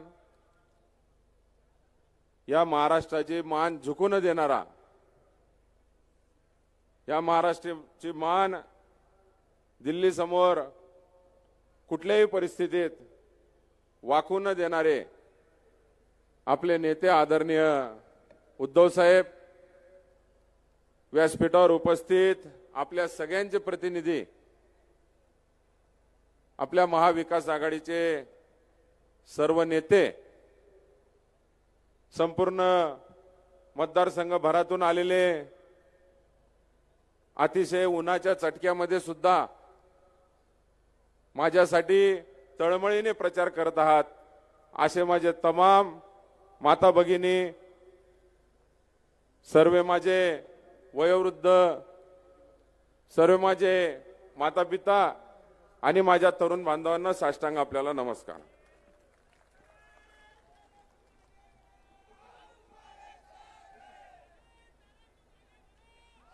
साहेब, आमच्या इथे उल्लेख करणं पत्रकारांचा फार गरजेचं आहे. पत्रकारांनी देखील त्यांच्यावर आरोप होत होते की मीडियाच्या नावामागे एक नाव लावलं जातं, परंतु या ठिकाणी आमचे पत्रकार बांधव जे उपस्थित आहेत ते सुद्धा या संघर्षात मोठी साथ आम्हाला ह्या ठिकाणी देत आहेत. ते सत्य मांडत आहेत. होऊ घातलेली ही निवडणूक महागाईच्या मुद्द्यावर असेल, बेरोजगारीच्या मुद्द्यावर असेल, आमच्या शेतकऱ्याच्या मालाला हमी भाव नाही या मुद्द्यावर असेल, हे आपण सारे मुद्दे आपण अनेक दिवसापासून ऐकत आहात. परंतु या ठिकाणी आमच्या जळगावची निवडणूक साहेब अतिशय वेगळ्या मुद्द्यावर या ठिकाणी गेलेली आहे. सत्तेविरुद्ध आम्ही या ठिकाणी संघर्ष करत आहोत. अतिशय कमी वयामध्ये आपल्याकडनं आम्हाला उमेदवारी मिळाली. हा संघर्ष उन्मेष दादा आणि आम्ही केला एक मैत्रीचं प्रतीक. आज ज्या ठिकाणी गद्दारी, धोकादाडी, पाठीत खंजीर खुपसणे याच्या पलीकडे राजकारणात ऐकायला मिळत नाही, त्या ठिकाणी एक मैत्रीचं उदाहरण खासदार उन्मेष दादांनी या ठिकाणी आपल्या माध्यमातून उभं केलं. साहेब, आम्ही आपला आशीर्वाद घेऊन संघर्ष करायला निघालोय. योग्य माणसाचा आशीर्वाद घेऊन आम्ही संघर्ष करायला निघालोय. कारण आपण जो संघर्ष करत आहात, आपण जी मान महाराष्ट्राची वाकू देत नाहीयेत, आपण जो संघर्ष करत आहात, आपण जे वेदना सहन करत आहात, तो आदर्श आमच्या पुढे आणि उभ्या महाराष्ट्रापुढे आपण ठेवलेला आहे. साहेब, खऱ्या अर्थाने शिवसेनेत आल्यानंतर आपला शिवसैनिक काय आहे हे कळालं. अतिशय तळमळीने फिरणारा आपला हा कार्यकर्ता, या शिवसेनेचा कार्यकर्ता तळागाळात, गावागावामध्ये जसं आपण मोठ्या तख्तांपुढे झुकले नाही, तसे ते देखील या ठिकाणी मोठ्या तख्तांपुढे झुकत नाहीयेत. हा आपल्याला मानणारा शिवसैनिक आम्ही या ठिकाणी जवळून बघतोय. या निवडणुकीमध्ये साहेब, आमच्या मतदारसंघामध्ये अनेक आश्वासनं मागच्या काळात दिली गेली.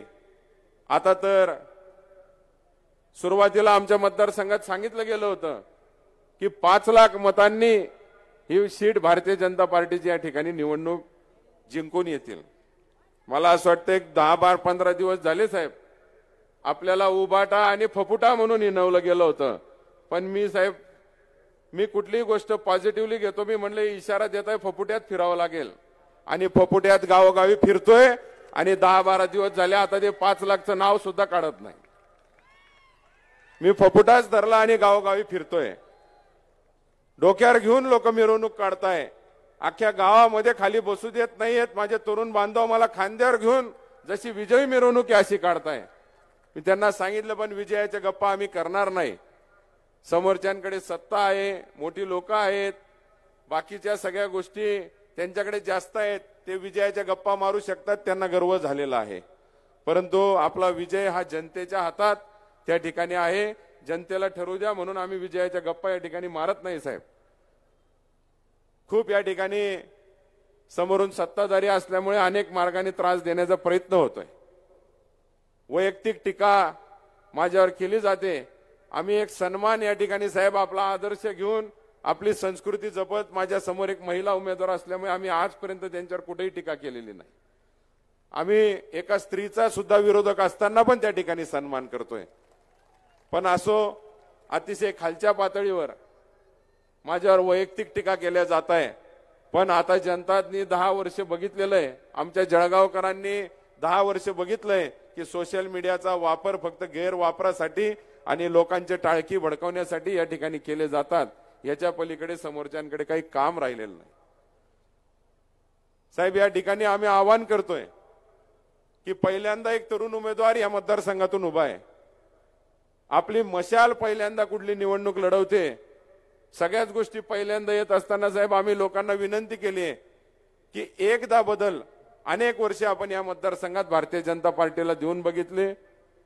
आमच्या गावरानी भाषेत आम्ही या ठिकाणी म्हणतो साहेब, एकदा थोडंसं चव बदलून बघावी. तशी ती चव बदलून एकदा उद्धव बाळासाहेब ठाकरे यांच्या शिवसेनेला आपण एकदा संधी या ठिकाणी द्यायची. अनेक वर्ष 30 वर्ष झाली एक हाती सत्ता आपण भारतीय जनता पार्टीला या ठिकाणी देतोय. परंतु एकदा आता बदल करून शिवसेना पण काय या ठिकाणी करू शकते, दोघांमध्ये काय फरक आहे हा बदल बघण्यासाठी आपण एकदा आता शिवसेना उद्धव बाळासाहेब ठाकरे गट मशाल या निशाणीवर मला या ठिकाणी निवडून द्यायचंय. साहेब, सगळंच एकदा येत असताना सगळ्यांच्या आशीर्वादाने माझा अनुक्रमांक नंबर सुद्धा 1 या ठिकाणी आलेला आहे. अनुक्रमांक 1 नंबर आल्यापासून तर जसं मतदारसंघात एक वेगळं वातावरण संचारलंय. आमच्या ग्रामीण भागात थोडेसे लोकांना अशिक्षितपणा असल्यामुळे मतदान शोधायला त्या ठिकाणी अवघड जातं. आता अनुक्रमांक 1 नंबर असल्यामुळे लोकांना अतिशय सोपं जाणार आहे. आपली मशाल या ठिकाणी शोधायला सोपं जाणार आहे. मी अधिक वेळ न घेता आपल्या सगळ्यांना उद्धव साहेबांना ऐकायचंय. मी या ठिकाणी आपल्या सगळ्यांचे खूप खूप धन्यवाद मानतो. आपण एवढ्या मोठ्या संख्येने या ठिकाणी आलात. आपण आपल्या सगळ्यांचे या ठिकाणी आशीर्वाद घेतो. शेवटचे 3-4 दिवस या ठिकाणी महत्वाचे आहे. मोठ्या प्रमाणावर समोरून प्रलोभन येतील. त्यांच्या इलेक्शनच्या शेवटच्या रात्री ते काय करता आपल्याला माहिती आहे. परंतु गावोगावी हा डाव आपल्याला आता हाणून पाडायचा आहे आणि शेवटच्या दिवसपर्यंत आपण जो चालू असलेला प्रयत्न आहे, जो संघर्ष केलाय, जे वातावरण उभं केलंय, शेवटच्या दिवसापर्यंत असंच ठेवायचंय. मी आपल्या सगळ्यांचे आशीर्वाद घेतो. आपल्या सगळ्यांना कळकळीची विनंती करतो. अनुक्रमांक नंबर 1 मशाल या निशाणी समोर बटन दाबून मला प्रचंड मताधिक्याने विजय करून द्यावं. एवढं बोलून माझे 2 शब्द संपवतो. जय हिंद, जय महाराष्ट्र. धन्यवाद करण दादा. लकी टेलर जे आहेत लक्ष्मणदादा पाटील हे साहेबांचा या ठिकाणी सन्मान करतायत आणि साहेबांसाठी एक मशाल या ठिकाणी ते भेट देत आहेत. ही चांदीची मशाल आहे. जोरदार टाळ्या वाजवून दुष्ट शक्ती जाळण्या मार्ग स्पष्ट दावण्यात भेटू दे शिवसेनेची मशाल. शिवसेनेची मशाल. हिंदू हा तुझा धर्म जाणून घे हेच मर्म जीवन करत्यास तू बहाल. दुष्ट शक्ती जाळण्या मार्ग स्पष्ट दावण्यात शिवसेनेची पेटली मशाल. हिंदू अस्मितेचे शिरोमणी हिंदुस्तान हिंदू हिंदुस्थानचे एकमेव हिंदुहृदय सम्राट सरसेनापती महानेता माननीय शिवसेना प्रमुख श्रीमान बाळासाहेब ठाकरे यांचा, पक्ष प्रमुख उद्धवसाहेब ठाकरे यांचा.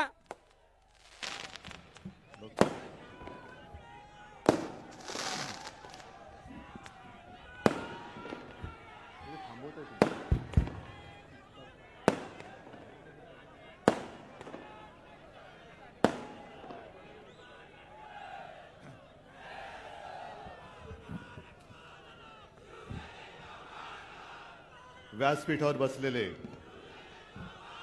माननीय विश्वंभरजी, असीमजी, आपल्या महाविकास आघाडीचे सर्व मान्यवर नेते आणि जमलेल्या माझ्या तमाम देशभक्त बांधवांनो, भगिनींनो आणि मातांनो,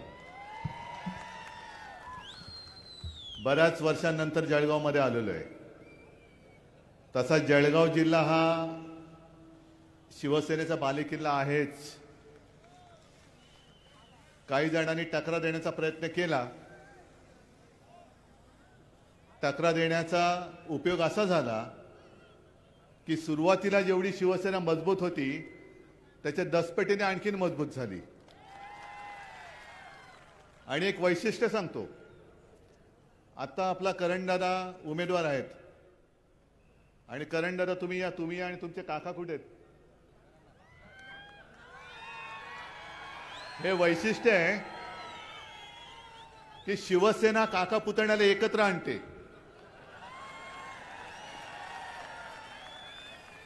आणि भाकड जनता पक्ष आहे तो घर फोडतो, काका पुतण्याने पण फोडतो.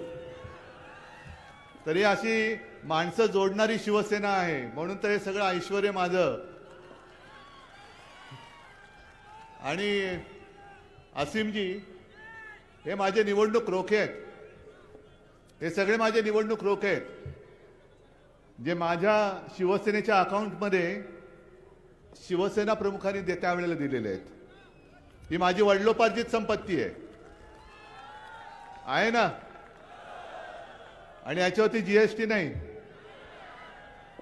आणि मोदींना म्हणा या संपत्तीवरती तुमची ईडी, इन्कम टॅक्स, सीबीआय टाकून बघा परत जातात का बघा. ही संपत्तीची मोजमाप करायला याच तुम्ही, येताना सरळ यायला जाताना काय सांगण्याची गरज नाही. जळगाव म्हटल्यानंतर खानदेश आहे आणि खानदेश म्हटल्यानंतर मला माझं लहानपण आठवलं. ते म्हणजे आपले सोपानदेव चौधरी, बहिणाबाईंचे पुत्र. आता बहिणाबाई म्हणजे आपल्या महाराष्ट्राला लाभलेल्या एक अद्भुत अशा कवयित्री होत्या आणि एवढ्या सोप्या भाषेमध्ये त्यांनी जीवन समजावून सांगितलं. आज जे काय भाजपाचं झालेलं आहे त्यांना पराभवाचं भूत समोर दिसायला लागलेलं आहे, म्हणून राम राम राम राम राम करायला लागलेले आहेत आणि सतत जात आहेत आणि अयोध्येला लोटांगण घालतायत, वाचव रे रामा, वाचव रे रामा. पण काय उपयोग नाही, कारण मनी नाही भाव आणि देवा मला पाव. कसं काय पावणार? आणि आम्ही सुद्धा श्रीरामाचे भक्त आहोतच. राम मंदिरामध्ये, त्याच्या उभारणीमध्ये, त्या सगळ्या लढ्यामध्ये शिवसेनेचं काय योगदान आहे हे आम्हाला कोणी शिकवण्याची गरज नाही. तमाम जनता माहिती आहे, जनतेला माहिती आहे की शिवसेना प्रमुखांनी काय केलं होतं तेव्हा. पण बहिणाबाईंच्या 2 ओळी मला आठवतात. आम्ही राम भक्त आहोत, तसं बहिणाबाई म्हणायच्या की देवा पांडुरंगा तुझी भक्ती कशी करू सांग, तुझ्या रूपा आड येत सावकाराचं रे सोंग. बरोबर ना? म्हणजे भक्ती करायचे पण सावकार आहे मध्ये. तसंच आज मला प्रभू रामचंद्राला सांगायचंय की प्रभू रामचंद्रा तुझी भक्ती कशी करू सांग, कारण तुझ्या रूपा आड येत भाजपाचं रे ढोंग. आणि सोपानदेव चौधरी म्हणजे आता हे त्यांचे शब्द आहेत, तरी विश्वंभरजी एका शब्दाला मी जरा समानार्थी शब्द वापरतोय, मूळ शब्द तुमच्या लक्षात येईल. आम्ही लहान मुलं होतो तेव्हा सोपानदेव आमच्या घरी यायचे, आजोबांचे मित्र. आणि सोपानदेव सुद्धा एक प्रतिभावान माणूस आणि त्यांनी काही गमती जमती आम्हाला सांगायचे. ते आले का धमाल असायची. आम्ही सगळी तिघही भावंड त्यांच्या अवतीभोवती असायचे आणि ते त्यांच्या अस्सल अहिराणी भाषेमध्ये, मराठी भाषेमध्ये आम्हाला अशा गमती जमती सांगायचे की ऐकतच राहावं. हे मी मुद्दामून का ऐकवतोय? कारण आजच्या परिस्थितीला ते चपखल बसतंय. आज सुद्धा संपूर्ण देशात असंतोष पसरलेला आहे. येत्या 4 जूनला लोकशाहीचा विजयोत्सव संपूर्ण भारत साजरा करणार आहेत. मोदी सरकारचं विसर्जन करणार आहेत. आणि तरी देखील काही जण जे अंधभक्त आहेत की त्यांना अजूनही ते मोदी मोदी मोदी करतायत, मोदी सरकार मोदी सरकार. तर त्यांना मला सोपानदेवांची ती कविता ऐकवायची. कविता म्हणजे त्यांनी अशीच, त्याला वात्र टीका म्हणा, काही म्हणा. आणि एक शब्द समानार्थी वापरलाय, येड्याच्या पार्श्वभागावर. आता आम्ही समानार्थी शब्द वापरलाय, म्हणजे काय शब्द असेल तुमच्या लक्षात आलं असेल. येड्याच्या पार्श्वभागावरती उगवलं बाभूळ. म्हणतो कसा, सावलीला बरं आहे, पण अरे येड्या त्याची मुळं कुठे गेले ते कळते का तुला? तसं हे बाबलीचं झाड यांच्या पार्श्वभागावरती उगवलंय. सावलीला बरं आहे म्हणतायत, पण मुळं किती खोलवर गेलेत हेच त्यांना कळत नाहीये. अजूनही जप चाललेला आहे. आणि 10 वर्ष झाली आम्ही सुद्धा बरोबर होतो. मला उन्मेष दादा आणि करण तुमचं खरंच मला कौतुक करायचंय, जाहीर सभेत कौतुक करायचंय. कारण तुम्हाला नुसतं तिकीट दिलं नाही म्हणून तुम्ही निघालात अशातला भाग नाही. साधारणतः एक दुनिया अशा पद्धतीने जाते की विरोधी पक्षातली माणसं हे सत्तेच्या पक्षात जातात, सत्ताधारी पक्षात, आणि त्या प्रवाहामध्ये ओणकी सुद्धा वाहून जातात, लागतात पहिली तिराला कुठेतरी. ओणकाच असतो तो. त्या ओणक्यावरती नंतर बेडकं बसतात, माशा बसतात, कारण ओणका काहीच करत नाही, तो प्रवाहाबरोबर वाहत जातो. पण तुम्ही प्रवाहाच्या विरुद्ध पोहत जाऊन सत्ता आणण्यासाठी शिवसेनेत आलेला आहात. ही लढाई ही उन्मेषदाराची नाही, ही लढाई करंडाराची नाही. ही लढाई तुमची लढायला ते उभे राहिलेले आहेत. तुम्ही त्यांना साथ देणार आहात की नाही हा प्रश्न, हा विषय हा 4 तारखेला कळणार आहे. केवळ काहीतरी त्यांना तिकीट नाकारलं तसं नाही. एक माणूस उमेदीने काम करत असतो. आणि खरं सांगतो तुम्हाला की उन्मेष दादा, तुम्ही जेव्हा भाजपात होते आणि काम करत होतात, नंतर आमची युती तोडली, भाजपने वगैरे ते भाग सोडा, पण आम्हाला सुद्धा एक समाधान होतं की एका चांगल्या माणसाला आम्ही 19 साली साथ दिली, चांगलं काम करतोय. आणि गाडं कुठेतरी रुळावर येते, अशा वेळेला तुम्ही त्याला बाजूला करता. तुम्ही कोणाला उमेदवारी द्यायची तुम्ही द्या, त्यांच्यावरती मला काही टीका नाही करायची, पण वापरा आणि फेकून द्या. जेव्हा तुम्हाला भाजपला गरज असते तेव्हा माणसं वापरायची, पक्ष वापरायचे, आणि त्यांचा उपयोग संपला की फेकून द्यायचं.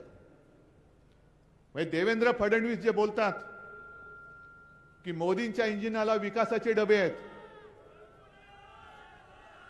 काय बोललात? ऐकायला नाही आलं?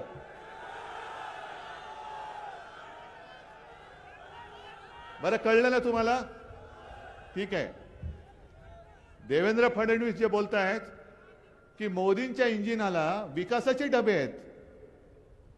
अहो देवेंद्रजी, डबे विकासाचे तुम्हाला वाटत असतील, पण त्याला भ्रष्टाचाराची चाकं लागलेत, त्याचं काय? चाकं भ्रष्टाचाराची आहेत. म्हणजे मी अनेकदा बोलतोय की 14 साली आणि 19 साली आम्हाला सुद्धा अभिमान होता, अरे काय पंतप्रधान आहे हो, काय माणूस आहे, 56 इंचाची छाती, कपडे कुठून शिवत असतील देव जाणे,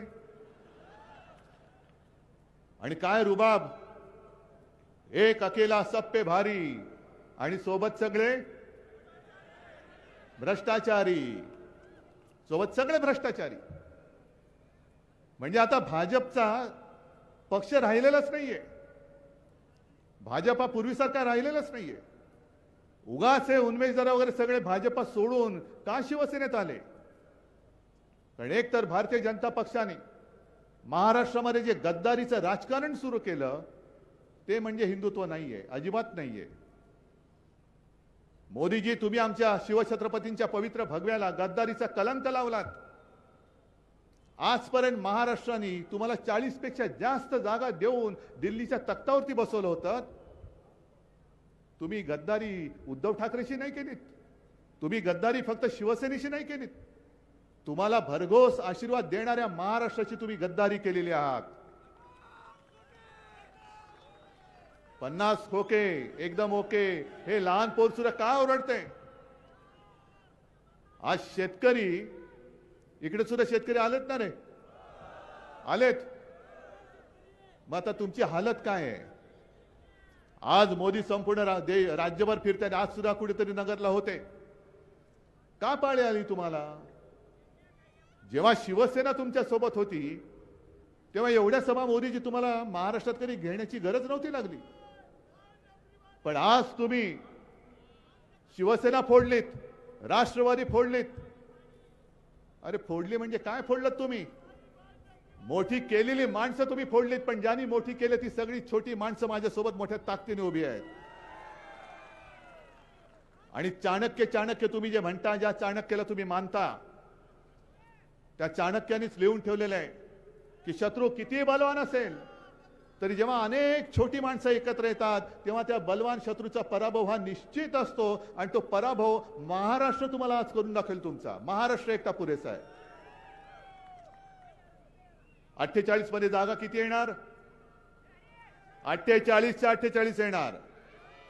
का नाही येणार? आपण त्यांच्या सोबत होतो तेव्हा 40 पेक्षा अधिक जागा या एकट्या महाराष्ट्राने जर त्यांना दिल्या असतील तर 48 जागा महाराष्ट्राने त्यांच्या कमी केल्यानंतर यांचं घोडं नाही खेचर हे दिल्लीत पोहोचतं कसं तेच मी यावेळेला बघतो.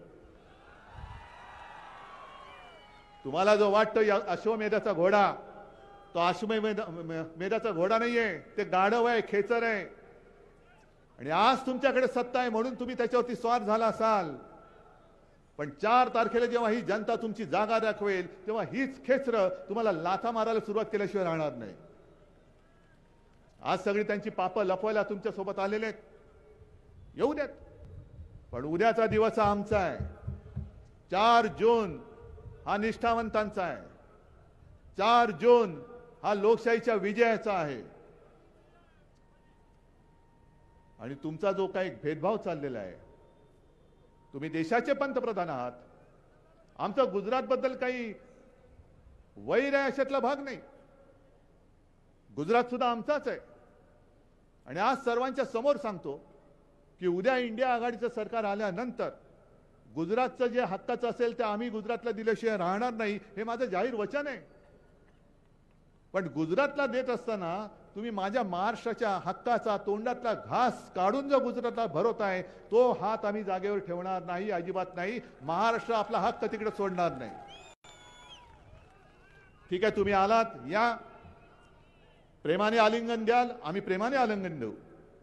पण जर पाठीत वार कराल तर वाघ नखं कशी दिसतात, काढता येतात, हे एकदा छत्रपती शिवाजी महाराजांनी आम्हाला शिकवलेलं आहे.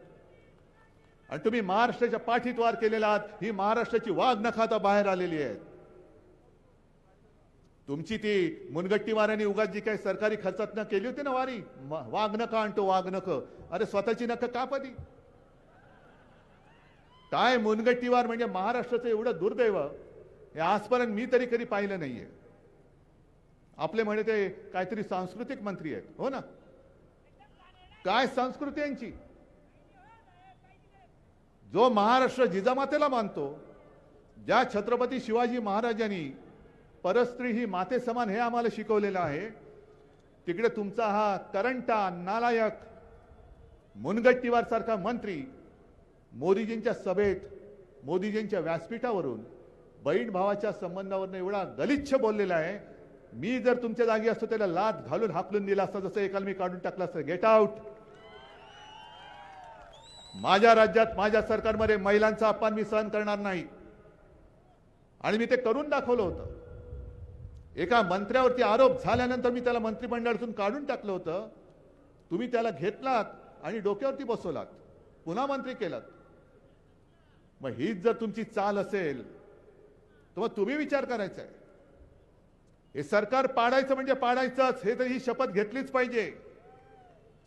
पण एक विचार करून बघा, समजा असं धरून चला की दुर्दैवाने मोदी सरकार परत आलं तर कर्नाटकामधला तो पळून गेलेला प्रज्वल रेवण्णा, ऐकलत ना नाव? काय त्याचे प्रताप? बलात्कारी माणूस, महिलांना छळणारा माणूस, त्यांचे व्हिडिओ काढणारा माणूस. आज परिस्थिती अशी आहे की त्याच्या विभागामधल्या सगळ्या महिला आणि सगळे पुरुष हे सगळे असे भयभीत झाले. कोण कोणाबरोबर संबंध हेच कळत नाही. अनेक महिला घरदार सोडून गेलेले आहेत. आणि प्रज्वल रेवण्णा पळून गेला. मोदींनी स्वतः सभेमध्ये सांगितलंय, या प्रज्वल रेवण्णाला मत म्हणजे मला म्हणजे मोदींना मत. मग हे जर का जाहीर सभेतलं त्यांचं भाषण असेल आणि समजा मोदी सरकार परत आलं आणि प्रज्वल रेवण्णा तुमचे महिला आणि बाल कल्याण मंत्री झाले देशाचे, तर काय होईल? चालतील तुम्हाला? ही भाजपची संस्कृती म्हणजे हिंदुत्व नाहीये. भाजपचा विचार म्हणजे देशाची घटना नाहीये. यांचे जे नड्डा बोलले, प्रदेशाध्यक्ष, आपले पक्षाध्यक्ष, की देशामध्ये एकच पक्ष शिल्लक राहील, हे केवढा घातक विचार आहे. हे सगळे जे आहेत संघवाले हे स्वातंत्र्यानंतर काही काळ तिरंगा झेंडा सुद्धा त्यांच्या कार्यालयावरती फडकत नव्हते. मग त्यांची ती जी काय घोषणा होती, एक विधान एक निशाण एक प्रधान, त्यांना तेच करायचंय. एक निशाण म्हणजे भाजपचा फडका नाही, तो माझ्या भारत मातेचा तिरंगा झेंडा आहे. एक विधान म्हणजे तुमच्या बुरसटलेल्या गोमूत्रधाऱ्यांनी लिहिलेलं विधान नसेल, तर ते महामानव डॉक्टर बाबासाहेब आंबेडकरांनी लिहिलेली घटना आणि ते संविधान असेल. आणि एक प्रधान म्हणजे मोदीजी नाही, 140 कोटी जनतेमधला कोणी जो जनता ठरवेल तो प्रधान असेल. कारण देशाला 75 वर्ष होऊन गेली. पंतप्रधान पद, मुख्यमंत्री पद हे कायम असतं, त्याच्यावरती लोक येतात बसतात, त्यांचा काळ झाल्यानंतर जसं जर तुम्ही गद्दारी नाही केली तर कार्यकाल पूर्ण होतो. पण याच्यानंतर कोण, त्याच्यानंतर कोण, काय कोणा वाचून कोणाचं अडत नाहीये. आणि यांना 400 पार जे करायचंय ते 400 पार एवढ्यासाठीच करायचंय की तिथे सुद्धा महाराष्ट्राबद्दलचा आकस आहे. आकस एवढ्यासाठी आहे की घटना हे संविधान कोणी लिहिलं? डॉक्टर बाबासाहेब आंबेडकर, महामानव डॉक्टर बाबासाहेब आंबेडकर. अरे महाराष्ट्राचा सुपुत्र, आणि तो सुद्धा एका दलित कुटुंबात जन्मलेला माणूस एवढा बुद्धिमान असू शकतो आणि त्यांनी लिहिलेली घटना ही आम्ही पाळायची. हे या गोमूत्रधाऱ्यांना परवडत नाही. हे गोमूत्रधारी बुरसटलेले विचारांचे आहेत, म्हणून त्यांना ती घटना बदलायची. आणि मी प्रत्येक वेळेला जो इशारा देतो तोच पुन्हा तुमच्या सगळ्यांच्या साक्षीने देतोय की तुम्ही घटना बदलण्याचा प्रयत्न करून बघा. संपूर्ण देश पेटून उठल्याशिवाय राहणार नाही. करून बघा प्रयत्न. तुमचा आकस आकस आकस म्हणजे किती आकस ठेवायचा? जणू काही देशासमोरचे सगळे प्रश्न संपलेत. मणिपूर 1 वर्ष झालं अजूनही अशांत आहे, पण यांच्या ढोलक्या कशा वाजतात? रशिया आणि युक्रेन मधलं जे काही युद्ध आहे, वॉर रुकवा दी पप्पा, वाट लगा दी पप्पा. कसलं वॉर रुकवा दी? महाराष्ट्रामध्ये तुम्ही एवढी मतं मागण्याच्या मताच्या भिकेसाठी येत आहात. एकदा तरी मोदीजी पंतप्रधान म्हणून तुम्ही मणिपूरमध्ये त्या हिंसाचारानंतर का गेला नाहीत? तुम्ही समुद्राच्या तळाशी द्वारका म्हणून गेलात. एकदा तरी माझ्या आई तुळजाभवानीच्या मंदिरामध्ये तुळजापूरला का गेला नाहीत? तुम्ही जय श्रीराम म्हणायचं आम्ही ऐकतो, आम्ही सुद्धा म्हणतो, पण आम्ही मात्र जय भवानी जय शिवाजी म्हटल्यानंतर लगेच तुमचा जो घरगडी आहे निवडणूक आयोग तो आम्हाला नोटीस देतो. जय भवानी शब्द काढा. नाही काढत, काय उखडायचं ते उखाड. वाटेल ते वेडेवाकडे कायदे आम्ही मान्य करू शकत नाही. जय भवानी जय शिवाजी हा आमचा आत्मा आहे, आणि आमचा आत्मा निवडणूक आयोगाची हिंमत असेल तर त्यांनी त्याला सुद्धा हात लावून बघावं. काय आग आहे ही मशाल नुसती निशाणी म्हणून नाही घेतलेली, ही आमच्या स्वाभिमानाची धगधगती आग आहे. त्या आगीशी खेळू नका, त्या आगीशी खेळू नका. गेल्या 10 वर्षामध्ये तुम्ही शेतकऱ्यांना जी काय भूलतापा दिली होत्या, कोपराला गुळ लावून ठेवलात. कांदा उत्पादक शेतकऱ्यांनी काय तुमचं घोडं मारले? महाराष्ट्राच्या कांदा उत्पादकांनी तुमचं काय घोडं मारले? गुजरातच्या कांद्याला तुम्ही निर्यात उठवून टाकली, आणि अजूनही कांदा उत्पादकांनो इकडे आला असेल तर सांगा की तुमची निर्यात बंदी उठले का? मग त्याच्यावरती तुम्ही अजूनही काही बोलायला तयार नाहीत. शेतकऱ्याला भले तुम्ही वर्षाला 6,000 रुपये देत असाल, मिळाले असतील ना रे तुम्हाला काही लोकांना? काय ती सन्मान योजना वर्षाला 6,000 देतात, आणि तुमच्या खतावरती, बी बियाणावरती, कृषी पंपावरती, शेततळ्याच्या प्लास्टिकवरती, वायरवरती किती जीएसटी लावतात? साधारणतः 5 ते 18%.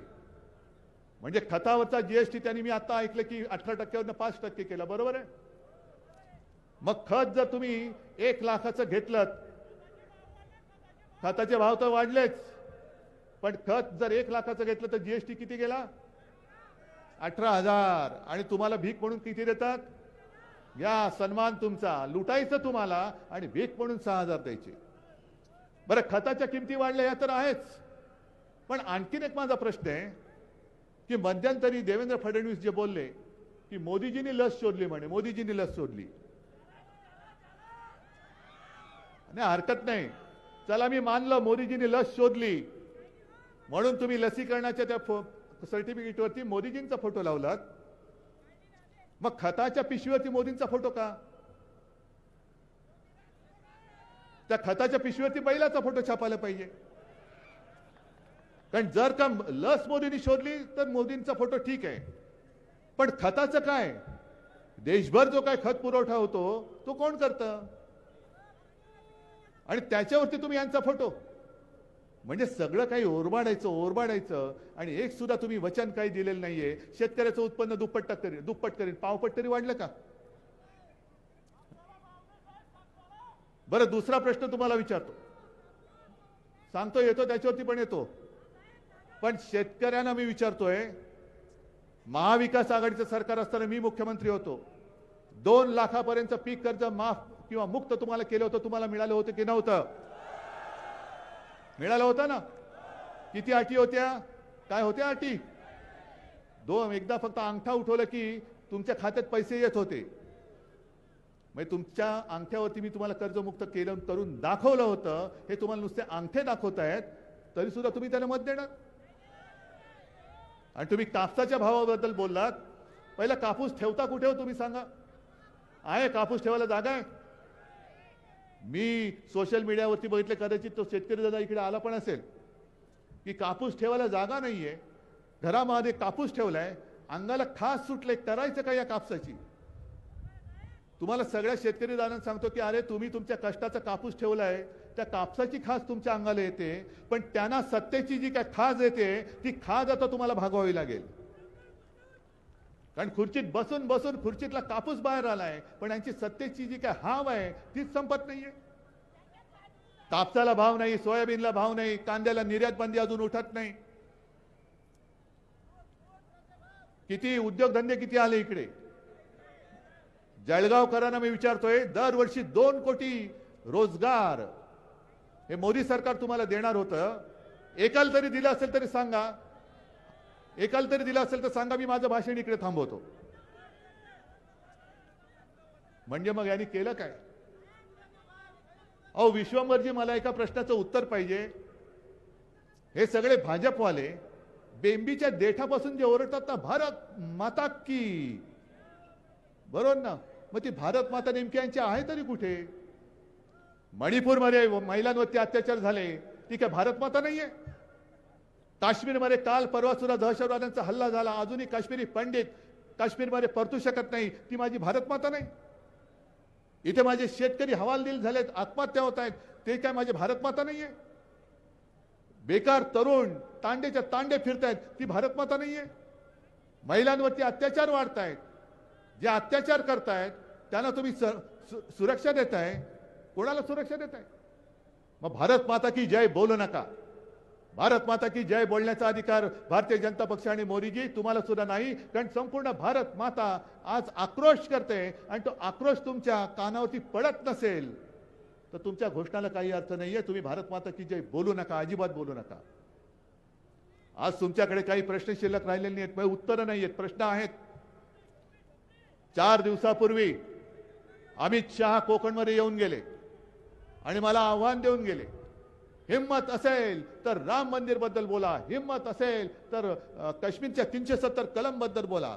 मी अमित शहाना सांगतो, मी सगळ्यावरती बोलायला तयार आहे. बाजूबाजूला बसून बोलू आपण, चला तुम्ही सावरकर पाहिजे तर मी सावरकरांवरती बोलायला तयार आहे. राम मंदिरावरती बोलायचं आहे, मी राम मंदिरावरती बोलायला तयार आहे. पण अमित शहाजी, तुमच्यामध्ये जर हिम्मत असेल तर माझ्या या जनतेच्या प्रश्नाबद्दल बोलून दाखवा. द्या, माझ्या जनतेच्या प्रश्नाला उत्तर द्या. का आजपर्यंत त्यांचं उत्पन्न तुम्ही दुप्पट केलं नाही? कोणाच्या खात्यामध्ये 15 लाख आले? आणि भाजपच्या खात्यात किती आले? 8,000 10,000 कोटी.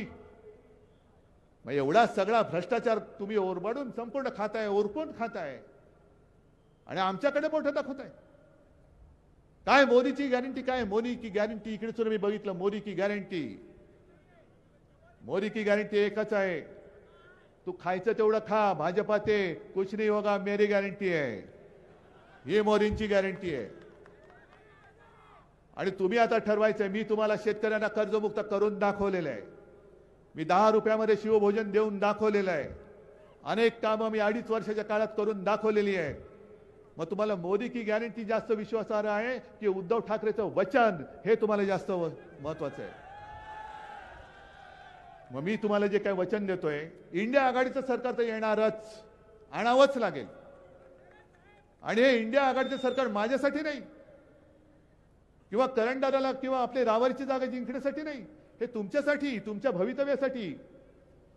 कारण जर का दुर्दैवाने पुन्हा हुकुमशाही आपल्या राज्यात या आपल्या देशात आली तर तुमची मुलं बाळं विचारतील, अहो आम्हाला मतदानाचा अधिकार नव्हता, तुम्हाला होता, तुम्ही का हा असा करंट आमचा विश्वासघात केला, का तुम्ही याला परत निवडून दिलात, का आम्हाला गुलामगिरीत ढकललं? आहे उत्तर द्यायला जागा असेल तुम्हाला? उद्या तुमच्या सगळ्यांचा नातू नात मुलगा जर उभा राहिला 5-10 वर्षानंतर तुमच्या समोर, बाबा आजोबा काका मामा, अहो मी तर लहान होतो, मला मतदानाचा अधिकार नव्हता, कळत होतं पण मी काय करू शकत नव्हतो. अरे तुम्ही तर करते करविते होता, तुम्हाला कळत होतं, दिसत होता, भोगत होतात, मग तुम्ही का माझं हे असं नशीब फोडलं? का हुकुमशाला निवडून दिलात? का मला गुलाम बनवलात? आणि लोकमान्य टिळकांचं जे वाक्य आहे, जे त्यांनी भर कोर्टात इंग्रज सरकारला त्या न्यायाधीशाला सुनावलं होतं, स्वराज्य हा माझा जन्मसिद्ध हक्क आहे आणि तो मी मिळवणारच. तेच पुन्हा संपूर्ण महाराष्ट्र मोदींना सांगतोय की स्वराज्य हा माझा जन्मसिद्ध हक्क आहे आणि तो मी राखणारच. आज सांगायला काही कामं नाही या, म्हणून तुम्ही ज्या जाहिराती करताय, हिंदू मुसलमानांमध्ये झगडे, तुमच्या मताने कुठे जल्लोष व्हायला पाहिजे, हिंदुस्थानात की पाकिस्तानात? काय आमचं नातं पाकिस्तानशी आहे? उलट कदाचित मोदी जिंकले तर पाकिस्तानात नक्की जल्लोष येईल, कारण पाकिस्तानला वाटेल अरे आपने नवाज शरीफ भाई का केक खाने वाला वापस आ गया. न बोलवता तुम्ही मान न मान मैं तेरा मेहमान म्हणून तुम्ही नवाज शरीफच्या वाढदिवसाच्या केक खायला त्या पार्टीला गेला होता. आणि तुम्ही आम्हाला शिकवता हिंदुत्व, तुम्ही आम्हाला शिकवता देशभक्ती. एवढ्या खालच्या पातळीवरती तुम्हाला यावं लागलं का? तुम्ही 10 वर्षात केलेली कामं लोकांना का नाही सांगत? अहो ही अशी संधी देवाच्या दयेने कधीतरी कोणाला तरी मिळते, 10 वर्ष सलग पंतप्रधान पद. पण ज्याचं त्यांनी ठरवायचं असतं मिळालेल्या संधीचं सोनं करायचं का माती करायची. जर तुम्ही सोनं केलं असतात तर तुम्हाला एवढ्या सभा घेण्याची गरजच लागली नसती. आणि जर मोदीजी तुम्हाला वाटत असेल की भरपूर सभा घेतल्या म्हणजे महाराष्ट्र पुन्हा एकदा फसेल, असं नाहीये. महाराष्ट्र भोळा आहे, महाराष्ट्र भाबडा आहे, पण महाराष्ट्र हा स्वाभिमानी आहे. महाराष्ट्र कणखर आहे. महाराष्ट्र दगडांच्या देशा, राकट देशा, मर्दांच्या देशा आहे. लाचारांच्या, गद्दारांच्या, चोरांच्या देशा असं महाराष्ट्राचं वर्णन आम्ही होऊ देणार नाही. आणि मी ताठ मानेने उभा आहे. अरे भले माझं झालं, मानेचं ऑपरेशन झालं तरी मी झुकायला तयार नाही. मी ताठ मानेने उभा आहे. तुम्ही माझी साथ देणार आहात की नाही? मी सुद्धा सगळ्या गोष्टी सहन करून मला बघवत नाहीये. मी गेलो असतो मोदींसोबत काय झालं असतं. पण पुन्हा तेच उद्या कोणी मला विचारलं असतं की अरे गाढवा तुला कळत नव्हतं काय चाललंय? तुझा महाराष्ट्र तुझ्या डोळ्यात देखत लुटला जात होता. छत्रपती शिवाजी महाराजांनी सुरत लुटली होती स्वराज्यासाठी आणि 2 सुरतीची माणसं छत्रपतींचं महाराष्ट्र लुटतायत आणि तरी आम्ही नेबलटासारखं तलवार मॅन करून खाली मान घालून बसायचं. मग छत्रपतींचा आदर्श तो काय घ्यायचा? छत्रपतींचा जय जयकार का करायचा? जो या महाराष्ट्राचा सिंह त्या आग्र्याला जाऊन औरंगजेबासमोर झुकला नव्हता, तो महाराष्ट्र छत्रपती शिवाजी महाराज सुद्धा बघत असतील, अरे तो माझा महाराष्ट्र आज सुद्धा ताठ मानेने उभा राहतोय का गुडघ्यावरती झुकतोय? आम्ही दिल्लीकरांना गुडघ्यावरती आणतोय, पण महाराज आम्ही शपथ घेतलेली आहे, तुमचा स्वाभिमान, तुमचं नाव, त्याला आम्ही कलंक लागू देणार नाही. आम्ही मोडणार तर नाहीच, पण जे महाराष्ट्रावरती चालून येतील त्यांना मोडून टाकल्याशिवाय आम्ही राहणार नाही. ही शपथ घेऊन आम्ही मैदानात उतरलेलो आहे. आणि म्हणूनच जो वचननामा शिवसेनेने दिलेला आहे, जो वचननामा शिवसेनेने दिलेला आहे त्यातलं पहिलं वचन आहे, पुन्हा एकदा महाराष्ट्राचं लुटलं गेलेलं वैभव मी शिवरायाच्या शपथ घेऊन सांगतोय, ते महाराष्ट्रात मी पुन्हा आणून दाखवल्याशिवाय राहणार नाही. जेवढे उद्योग धंदे तुम्ही महाराष्ट्रातून नेले, वित्तीय केंद्र नेलं, गुजरातला नेलं, बल्क ड्रग पार्क गुजरातला नेला, मेडिकल डिव्हाइस पार्क गुजरातला नेला, वेदांता फॉक्सकॉन गुजरातला नेला, डायमंड मार्केट गुजरातला नेला.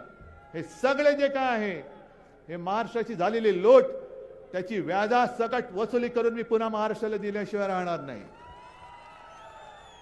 आणि शेतकऱ्यांना तुमचा जो काय हमी भाव आहे त्यावेळेला मी तुम्हाला देऊन दाखवला होता.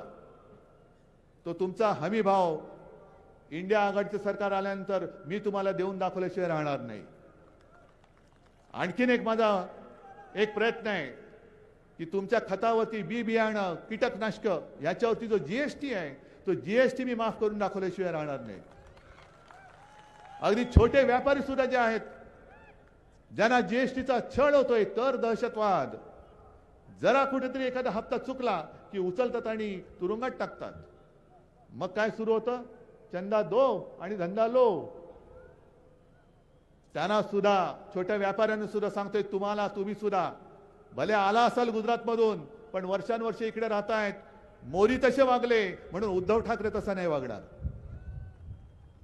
तुम्हाला सुद्धा त्या जीएसटी मध्ये ती जी काही पद्धती आहे त्याच्यामध्ये सुद्धा आमूलाग्र बदल करून सगळ्यांचे जीवन आनंदी कसं होईल याच्याकडे आमचं लक्ष असेल. अशी अनेक अनेक गोष्टी आहेत की ज्या साध्या साध्या गोष्टी ज्यांनी तुमचं आयुष्य पुढे घडत असतं. सोडून द्या, विसरून जा. आपण ज्यांना द्यायचं तेवढं दिलं, आपण ज्याला द्यायचं तेवढं दिलं, आता विसरून जा. हे माझं वैभव तुम्हाला सांगितलंय, भरलेलं आहे.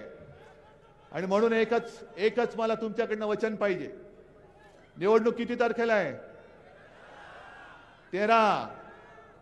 भाजपाचे वाजवायचे 3-13. आणि आपला उमेदवार कोण?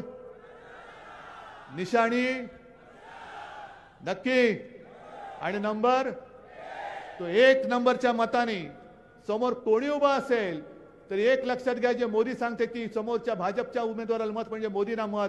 म्हणून आम्हाला मोदी सरकार नको, आम्हाला आमच्या हक्काचं भारत सरकार पाहिजे. म्हणून मला इकडनं करण दादा हा खासदार करून पाहिजे. तुम्हाला सगळ्यांना धन्यवाद देतो. जय हिंद, जय महाराष्ट्र. धन्यवाद साहेब.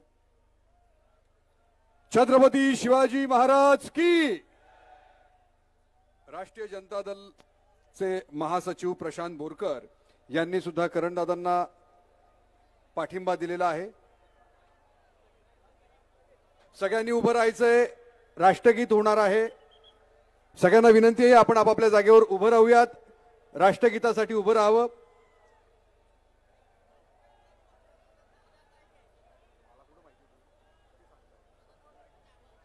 सगळ्यांनी उभं राहायचंय आपापल्या जागी. आपण राष्ट्रगीत घेणार आहोत.